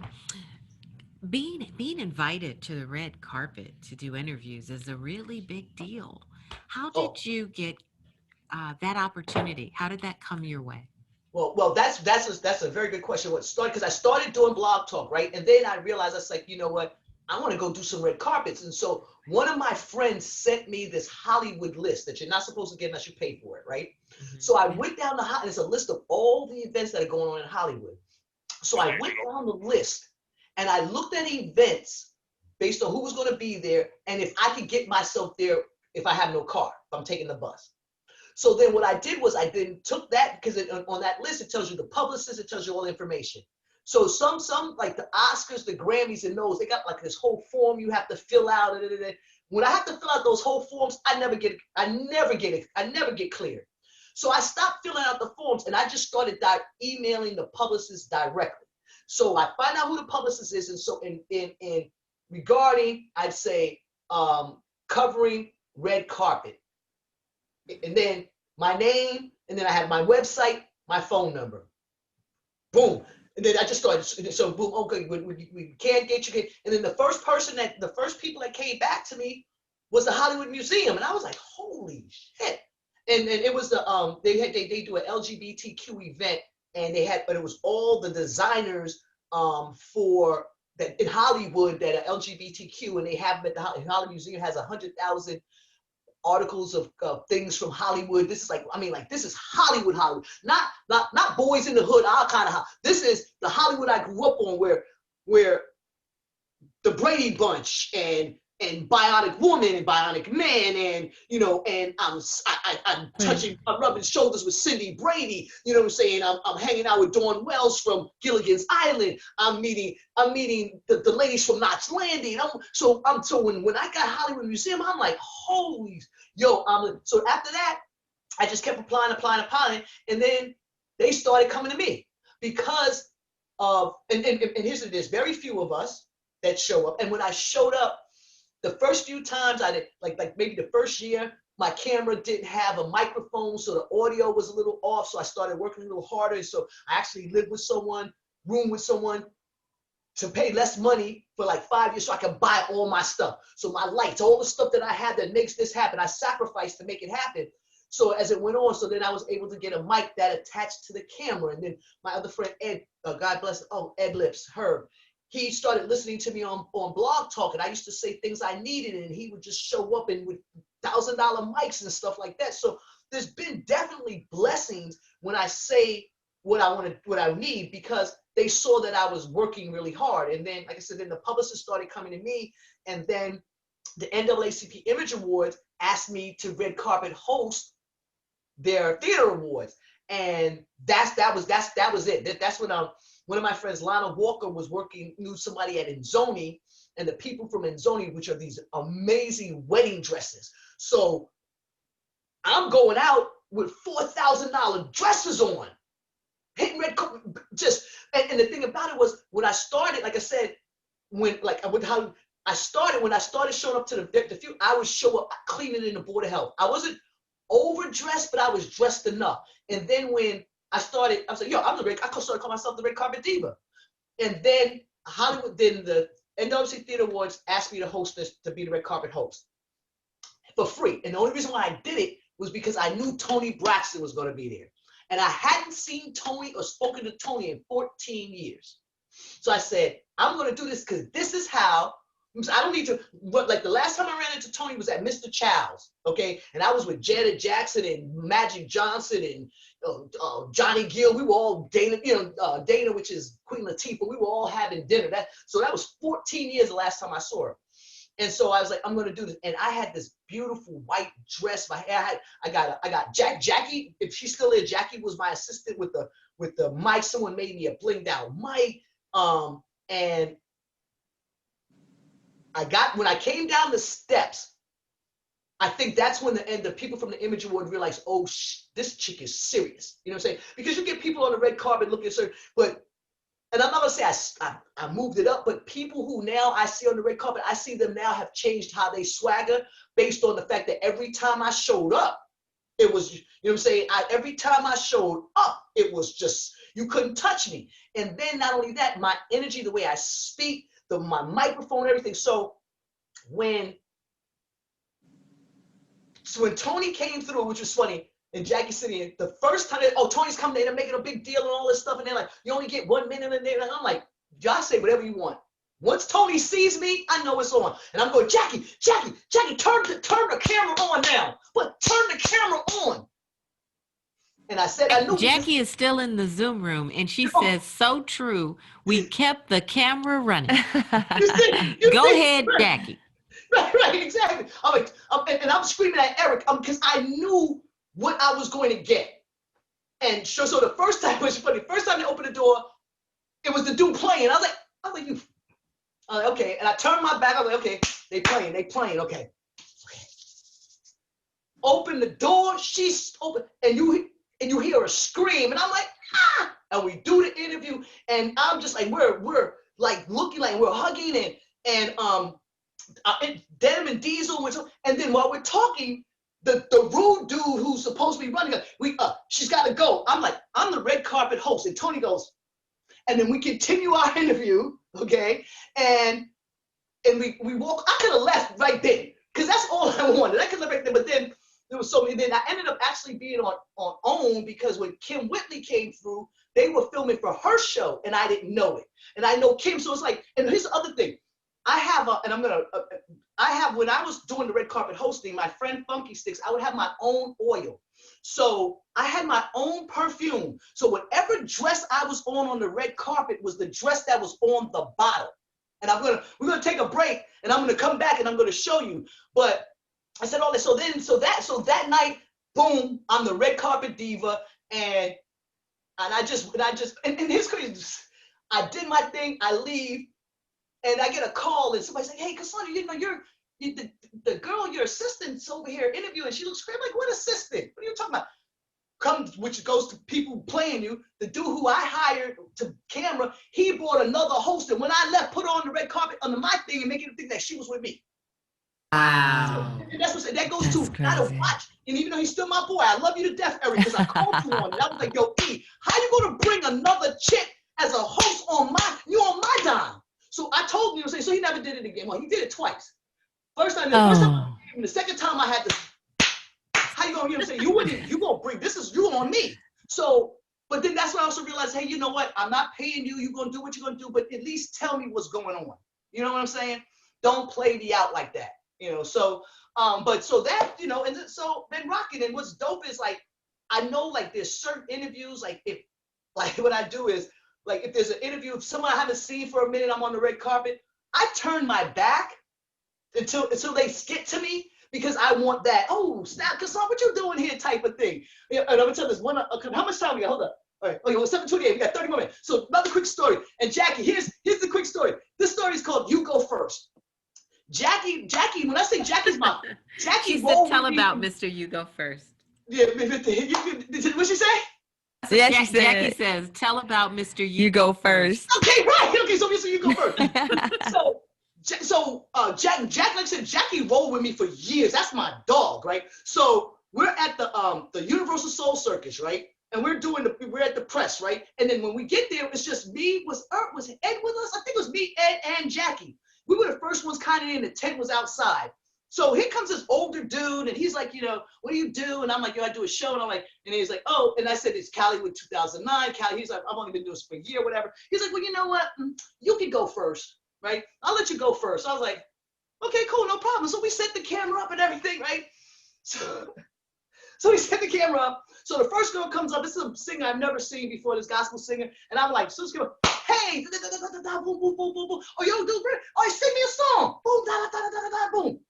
Then she goes to the next dude. And it was only like 5 or 6 press there. At this time, wasn't that many people, right? Goes to this guy, right? Boom. So when the interview's over, so he comes over, he's like, so you know what? I was thinking, because, you do your interview a little bit different than me. Why don't I go first and then you go after me? I was like, okay, cool, no problem. So we switched spots. Why? Say it ain't so. Right? So we switched spots. So now we're standing there. So the next people who are coming up is Dondre and Sally Whitfield. I've known Dondre since 14 years old. I've known, so I got I'm like kind of to the side, like, cause I'm talking to her, but doing something else, right?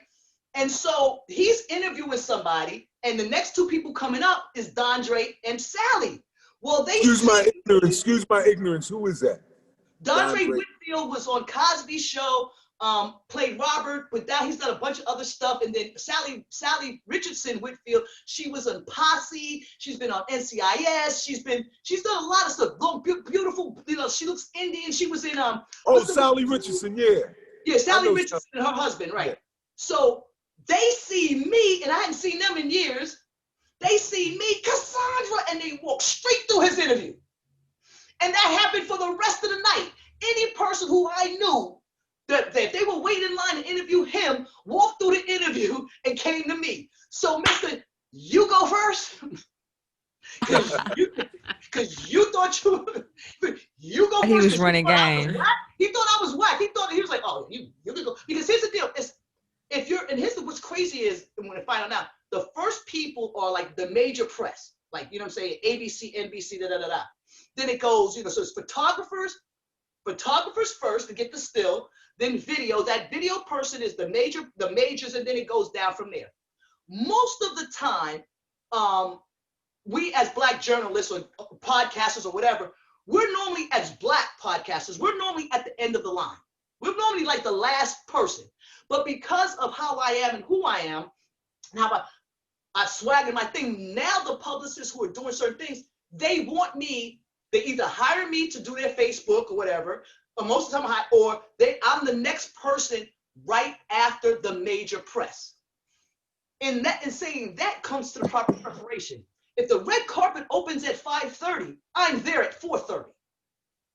Okay? That part right there. Because it's always tight. I mean, you guys, if you see I don't do the Grammys, Oscars, and those anymore, because I'm not going to get the interview. I'm going to be just, and then, hey, did you see? And they're walking by. That's a waste of my damn time. Don't do them anymore. Okay? But you do Golden Globes. I do the parties. I do the major party that's being hosted that I'm doing, and then I'll be that red carpet host of like the Children's United Nations Oscar party is one of the biggest Oscar parties out here that's at Warner Brothers house. I've been there. You did the Golden Globes party at the Hilton? Yes, I've been there, but I've only been red carpet, yes. Ooh. But not inside. Those ships say you can't get inside. But the flow over parties, like I'll be the red carpet host for the biggest flow over party. Yeah. Okay. So I said, oh, damn, you made me lose my train of thought. Tap, what were we talking about? No, we were talking. Who's first? Who's gonna go first? You go first. You were talking about that the companies will hire you. Mm-hmm. They will hire you to do their Facebook stuff so that you come right behind the major talent. I come right behind. So let's just a quick tutorial. So if you guys want to go into red carpet hosting and anything like that, one, just continuously hit the publicist, have a great website, you know what I'm saying? CallowayMedia.com just relaunched thanks to SEO Queen. Have I had good content up there, great pictures. And that's the thing, because once I got my website right, then I was able to, then I felt comfortable enough to go to those white publicists and go like, do this event. Now I get event, like when we were open, like I can't do any movies because I'm allergic to corn, but I get asked to, you know, to do movie premieres, but I send my protege Brandon. I don't know if you see my website. I have a 13-year-old that I met on the red carpet, Brandon. Hey Brandon, and have him go to the movie stuff. But damn, ooh, I have so much I want to say. What did you're allergic to corn? Yeah, I'm allergic to corn. I can't smell corn. I can't go into a movie theater. My friend Solange, who's on my board, we were in a dollar store getting prepared for a book signing that Vivica was doing for us. And all of a sudden I started sweating. I'm like, I don't feel well. And she said, and the whole row was full of corn chips. I was like, yo, and she's like, yo, this stuff is serious. So yeah, no corn. That was off of some fluke accident after I worked on a movie set, but we won't talk about that. We needed 3 hours. Okay, what's up? Come on, let's go. At first I was like, can I do 2 hours? I know, see? I told you. I freaking told you. Oh my God.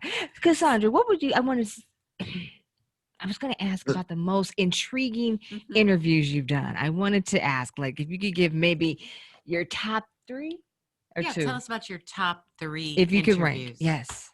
Top 3. Top 3 would be great. Well, like Kelly Price, I did a 2-hour interview with Kelly Price. Oh, I love Kelly Price. And what the trip is, when I got the interview, I didn't really know Kelly Price's music. I just knew her name. And then I had 2 weeks before the interview, and I went into the rabbit hole of Kelly Price. And by the time it's over, I think I had a girl crush. I was like, in love with Kelly Price.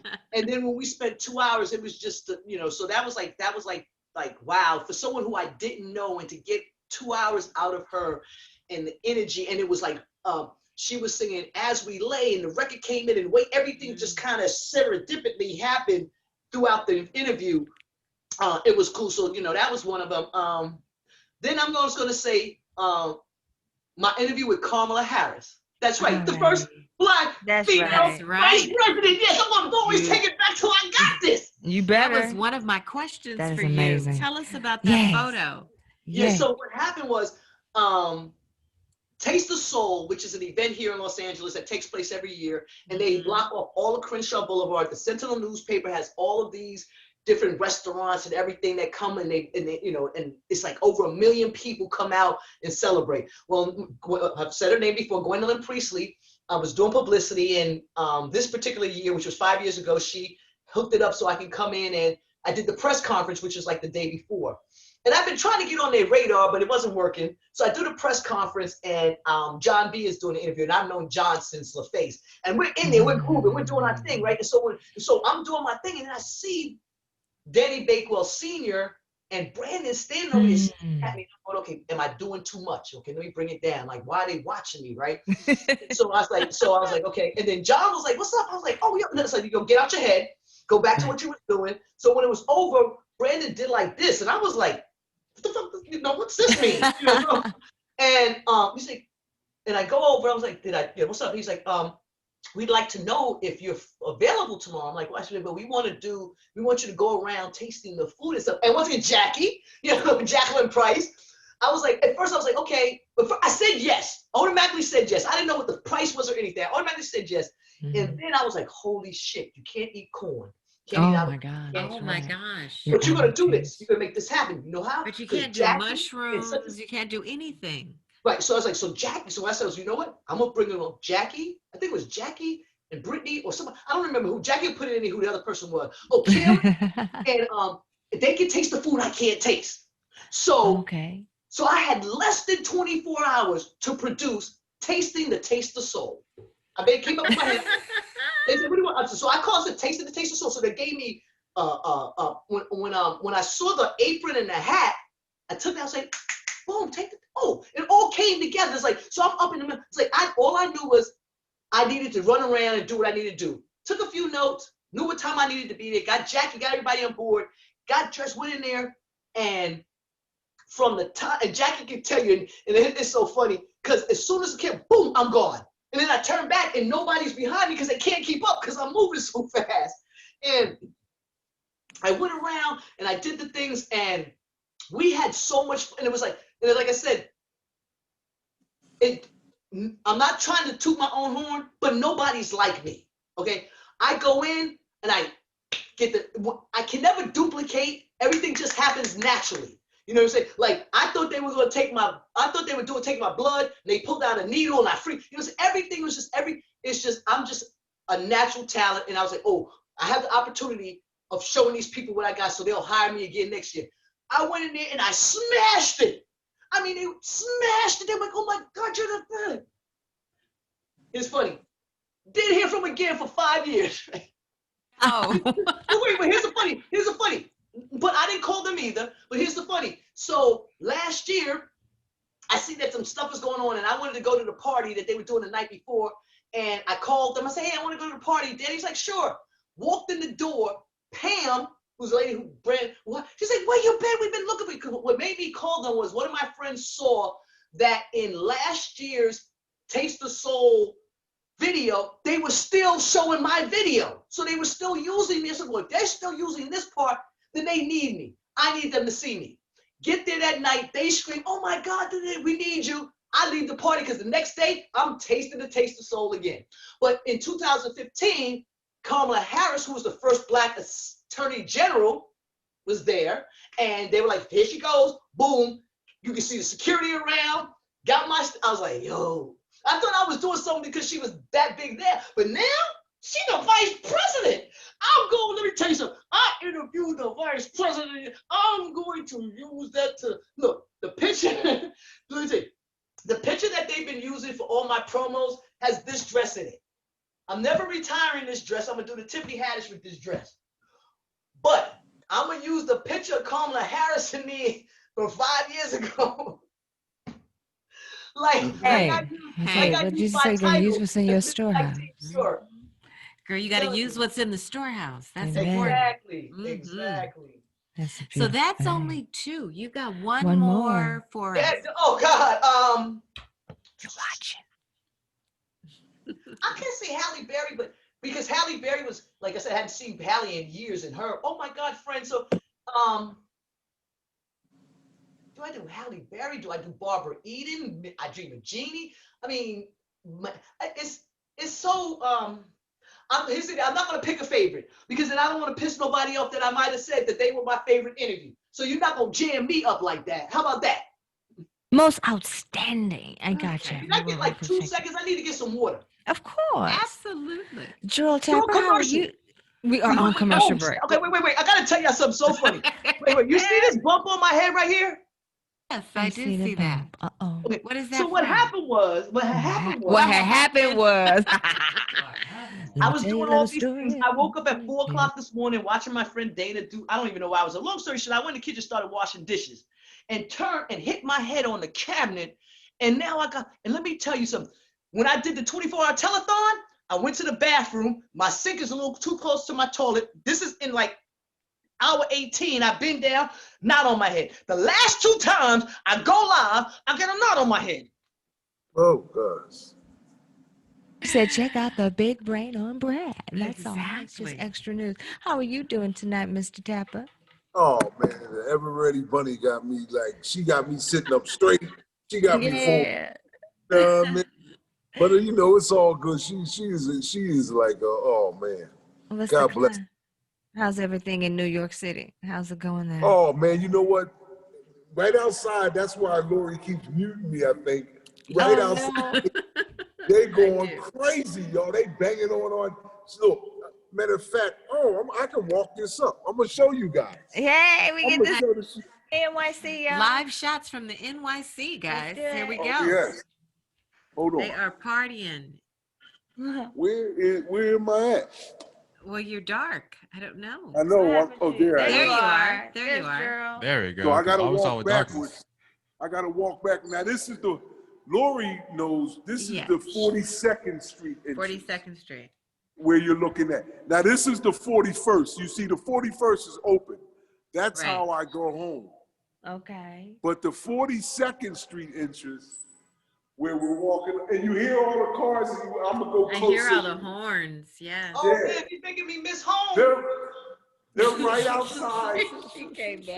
They are right outside where I'm at, partying. I mean, it's a party out there. I only got 15 more minutes. Taking up my time. You walk fast. I know you're out of breath. You need some exercise, but you need to make this fast because you're taking up my time, taking us to New York. Make it quicker. No. Run. Now you got to go up steps too. Jesus, he's gonna be out of breath. What you doing? They no, Cosandra. They're outside the door here where I'm at the Hilton, partying because of the new president and vice president. Yeah, okay, cool. Wait, cool. So you guys boarded up. Yeah, you see where it's boarded up? Yeah, you were boarded up. They don't want to mess up no properties. Yeah. Yo, but Cosandra, let's go, Cosandra.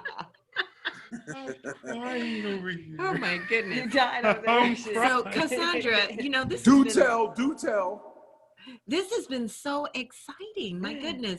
So we've got just a little bit of time together, and I just want to know if you're really going to share the tea on you, Tap, and the brother. Uh-oh. All right, so I'm going down episode. I'm gonna play Mrs. Claus. I had to put see. There you go. Okay. I thought putting up my Christmas tree was a little early, but I wanted some more peace and joy and love. So if you guys put up your Christmas trees, get some love and everything. Get your glass of wine, and I'm gonna tell you real quick about this story, okay? All right? I'm tell you. Me too, Jack. Woo! Okay, here's the story. You ready? Be nice because Craig is not here to defend himself. Look. Whatever his name is, the night that Tap is saying, when I walked all of him and his boys into the party, after we walked into the party, and I'm thinking that it might have happened outside. I think it was outside or inside. And long story short, Tap's brother said that he and I had relations. And I'm like, I don't even know who he is. And I'm like, because I take pride in the fact that I know the dudes that I've slept with, okay? Because I wasn't out there like that. So for Tap to approach me the way he approached me about, oh yeah, my brother says he knows you, he hit it. I was like, who's your brother? And then when he walked up, I was like, yo, I hit you. Like, what are you weighing? Tell me. Was it doing a brown out? Because I used to drink brown liquor. Oh, okay. And I woke up a couple of times. When I'm telling you, I woke up a couple of times. It's getting hot up here. I woke up a couple of times. When the big earthquake happened out here, I had me and Nolan. Is this the 92 earthquake? I drank a whole bottle of Hennessy by myself. No. No way. I woke up the morning after the 94 earthquake. I was on the floor because I rolled out of bed thinking I was drunk. Got back in the bed, went to sleep. And then I finally got up because my neighbors was banging on the door. You okay? I'm like, what's going on? That was the last brownout I ever had. Okay. The brownout. So I don't remember sleeping or hanging out with Tap's brother. So then we could call the other day or last week. I was like, yo, tell me when. Tell me something. Okay. Then I said, okay, you know what? You're so believing it. So I'm gonna give you this one, and you're gonna be in the brownout chapter because I don't remember.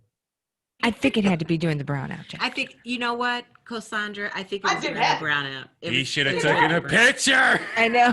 Rashid, it didn't happen. You ain't putting miles on mine. You ain't putting miles on mine. I'm not doing it. It's not going down. It's It's basically picture no proof. The fact that he brought it up in our first meeting is freaking stop bringing it up. We're done. Your brother didn't hit. Over. Smash it. That is the tea on that story. Wow. Wow. You keep bringing up in mixed company. That's like, yo, that's like. You know what, She said you brought up in mixed company. like I'm checking him. I had to check another dude who I knew I slept with. The way he walked up on me in public is like, Right? And so and he did that, and he was with someone else I knew, and the way the dude who he was with reacted, I knew he told him we hit. So I was like, yo, why you acting like you were down? I was like, you remember that you couldn't get it up? Why you? And I know you told your boy. You did something. You know, say stop walking up on me like you was Big Man DDD. Stop it. Stop walking up on me like you was the man. No. It's over. walking up. And Okay, you know the dude is told somebody that he got you. The youngest one here. This is hilarious. What'd you say, Rashid? I'm the youngest one here. This is hilarious. You know, he wasn't even born in 82. No, I'm born in 92. Definitely knew him. Tap, is there any way we could get your brother on the line? I'm trying to get down. Are you trying to call Oh, him? we have got to get Cosandra. him. Inquiring minds, Cosandra, because I think he may remember. He may. No, he told me talk. We talked. He remembers it like it was yesterday. That's why I'm giving it to him. That's why I'm giving it to him. That's why I'm like, yo, it could. But here's the thing. The thing about it is back then I was so on my shit that I wasn't trying to have nobody be like they can put someone on me. You know what I'm saying? My thing was being respected. Like, yo, I got to where I got because I ain't sleep my way to the top. Tell you like this: when Andre Harrell offered me the job as A&R of Uptown Records, Andre Harrell, God bless the dead, Dr. Jekyll and Mr. Hyde. Andre and I were in New York at Leviticus. He got drunk. He couldn't drive. I drove us home to Left Rack. Never drove before in my life. 8, 9 years later, after I leave Latin Quarter, which I was ran out of by Alpo and AZ, that's a whole nother story because we ain't got no time for that one. Heavy D today and all the guys were doing a show. I called up to Uptown and I asked to speak to Andre. They put me through. Andre said he'd been looking for me. He said, Cosandra, I want you to be the A&R Uptown Records. I guarantee you, if you come, you'll be a millionaire in a year.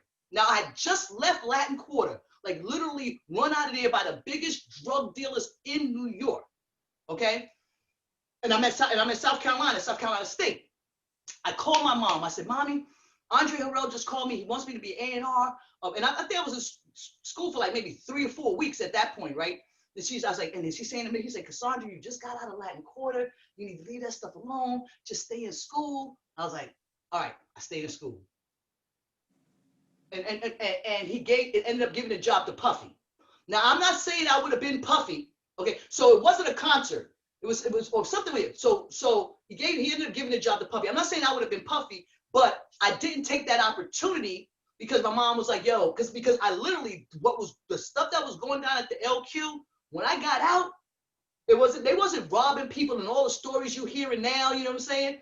That wasn't going on because I wasn't letting drug sales go in. I wasn't doing that stuff. So I stopped all of that. And when they came up in my office and it was like, and I couldn't believe they got in the office and the envelope was dropped and I'm sitting there literally peeing on myself like no one was. And they were like, look, either this is yours every month or we're going to take the club. And they walked out. And I counted out $75,000.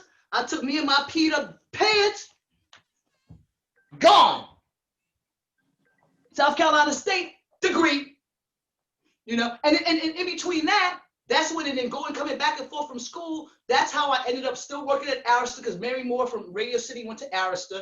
And then I was like famous and she introduced me to the Braxtons as the Braxtons. And then I became their agent, you know what I'm saying? So everything happened how it was supposed to happen. I believe that. He's not picking up, guys. Oh man. No. It's okay. He don't need to pick up. This ain't Tap's brother's interview. This ain't we ain't talking to Craig. Hey, Falu Morgan, it ain't about Craig. Oh my goodness.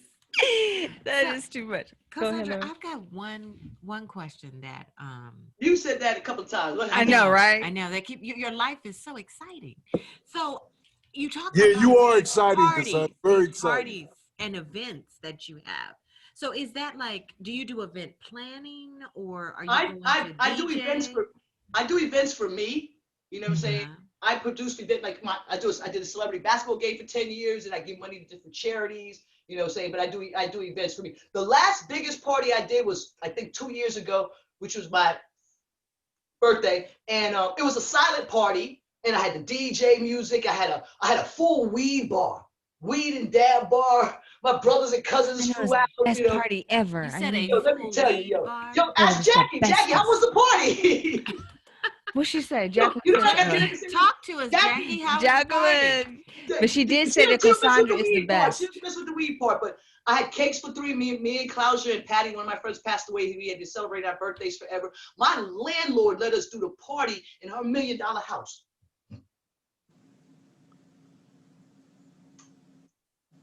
Jackie says it was a good party. Bill.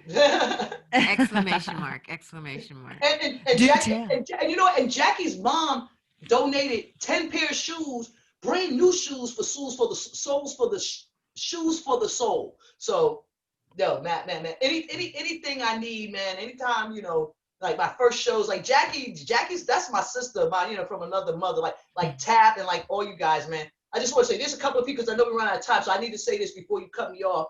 I want to say, first, I got to say thank you. Random man named Johnson, who's a friend of mine, who I met through another friend. And once again, we were at Reality Rally. Jackie was there.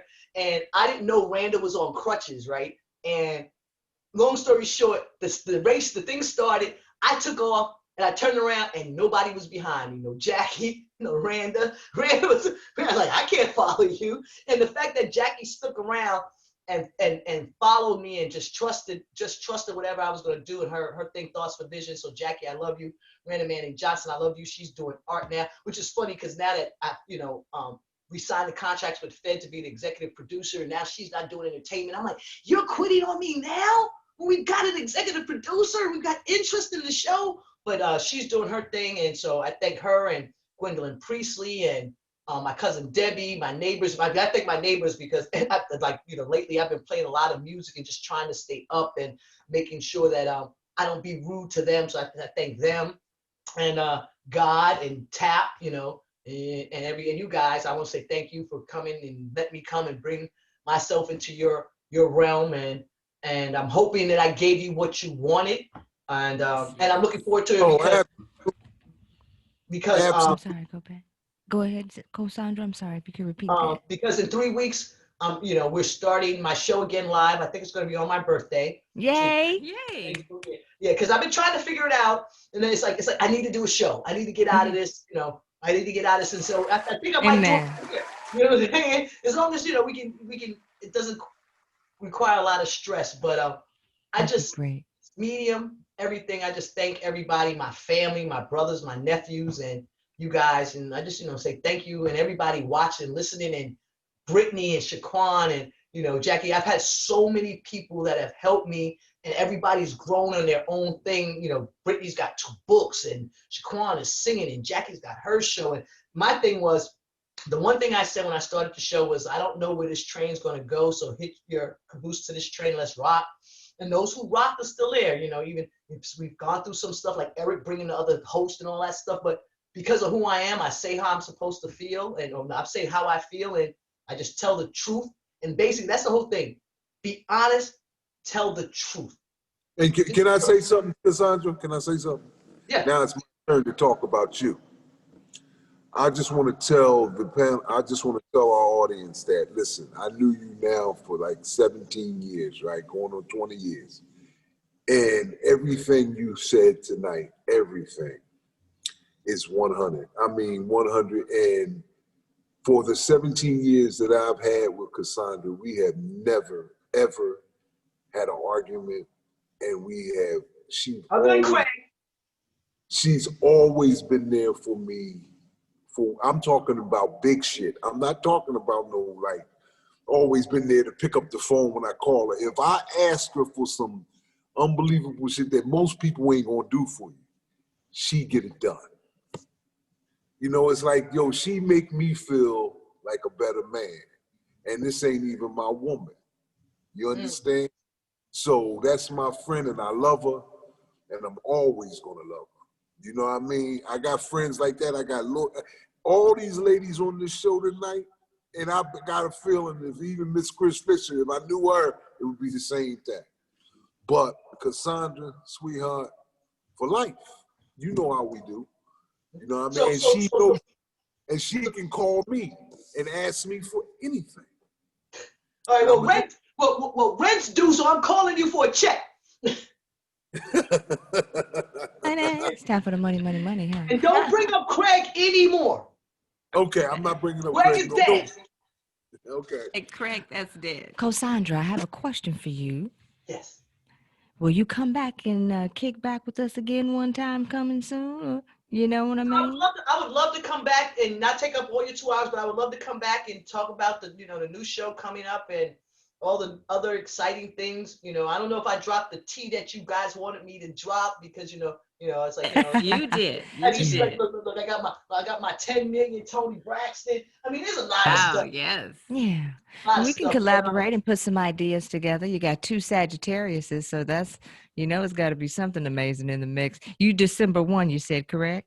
The 1st. And I'm December 7, so right there behind you. Oh well, we might have to have a Zoom party because on the real, I'm really taking this coronavirus stuff seriously. The other thing I have to say real quick is I have some people: Nancy Gilchrist, Nancy Solomon, Amelie and Jules Levine. There are people who I've known for the last 5.5 years that I've been like taking them to the doctor and helping them out and everything, and they have been my lifeline since coronavirus. They have been, I don't say a whole bunch about what I do other than the Hollywood stuff, but I take care of 5 individuals who are over 80 and making sure they have their medications and their doctor's appointments and all that stuff together. And I just want to say to those guys, even though they see the stuff on Facebook and they're amazed that I even helped them, I would say to those guys, man, Nancy, Amelie, Jules, man, if it wasn't for you guys, man, I wouldn't even be able to sit here. So that's just a whole nother peace and joy. And my thing just went off, so I know it's 8 o'clock, so I think we have to end. We got Cassandra, we got to thank Federal for. Fed, I want to Fed. Well, no, we don't have to. I didn't do the interview because of Fed. I did the interview because of you. But I want to thank Fed. But Fed told me, even though I should have said it, I should have thought of this myself. Fed told me, why don't you do Cassandra? And he brought that into fruition. So I want to thank. Fed, like, here's the thing. I think this is just my synopsis. When it's all said and done, when it's all over, and I'm getting my Emmys and my Oscars and everything, and Fed's gonna be sitting there, and he's gonna be my husband. There you go. And it was exposed right here in the It was breaking news on the POJ show. Hey. Here's the thing. We both so old we ain't got to prove nothing in the bedroom now. So all it is companionship. You know what I'm saying? Oh my God. Rashid has fell out of his chair. Rashid has to throw the mic. I love you guys. Rashid, get up. Rashid, is this not one of the best interviews you've ever heard? Rashid, please tell me, am I not giving it to you, Rashid? You are definitely giving us 110%. That's it. That's amazing. Oh, Cosandra Calloway, ladies and gentlemen. Yes, great. Yes. One of a kind, unique. God bless you, Queen. God bless you. God bless you in all of your endeavors. You are anointed and God is with you. No Nick Butt is gone. What? Girl, what? I didn't do Craig. I don't even know his brother. I'm telling you right now. I swear to God, with my right hand to God, I don't know who his brother is. I've never seen him before in my life. Do you understand the worst part? I don't know him, but I'm just saying, I don't know him. I think he's just saying that to get clout. How you gonna put your name on some? Hey! Oh, y'all was talking about my brother, huh? I'm gonna see the show. I'm gonna go right to the Oh my goodness. Y'all wait until I leave. Okay. Yeah. This has been an amazing ride. God Amazing. bless you. Thank you so much. Cassandra, thank you so much. Look at her. You are Before I go, amazing. please follow me. Please follow me. Yes. Give all your handles. All your handles. Give all your handles, Cassandra. Please follow me. Rashid, stop. Stop, Rashid. Let me get this out. Rashid, sit up. Sit up. I'm seeing just your neck. Okay. Thank you.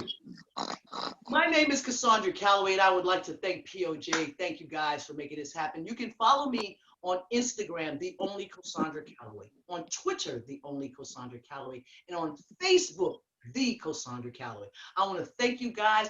Look for me December 1st or November 30th. New show is coming. I'm going to put some ice on my bump, some teeth on my throat, and I'm going to say, Zoom, I love you, and bye, Craig. Thank you, guys. Then you told me no more speaking about Craig. And you, Oh my goodness. I'm bringing up Craig every time we talk.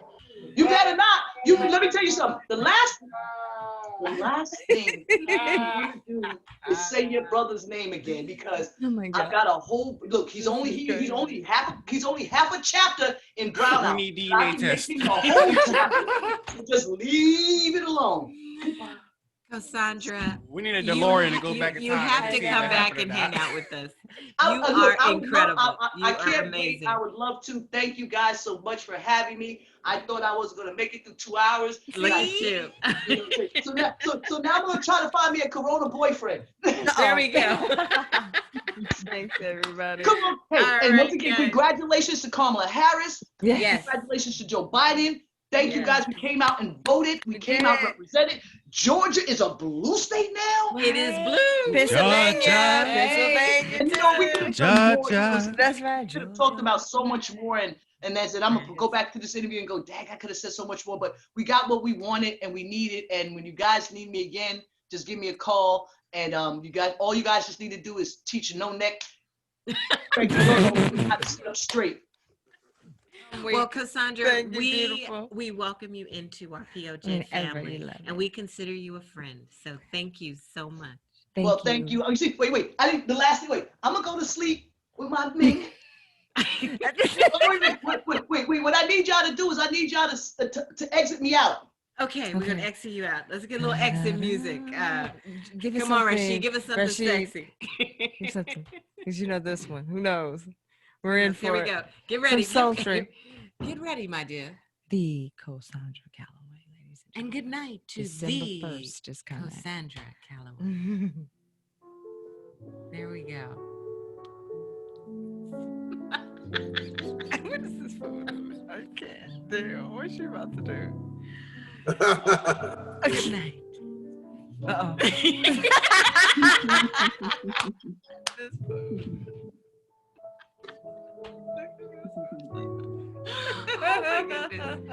Y'all gotta cut me off so I can go to bed.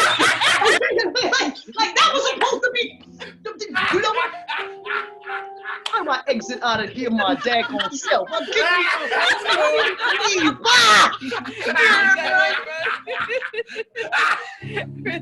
can't with her. I can't. We had a great Good night, guys. Thank you so much. What did she say about Craig? I love you guys so much. We gotta go. POJ show with JackieRay Phillips, JackieRadio.com. I love it. Love Good you night. guys. Oh my God. Is mine. She is hilarious.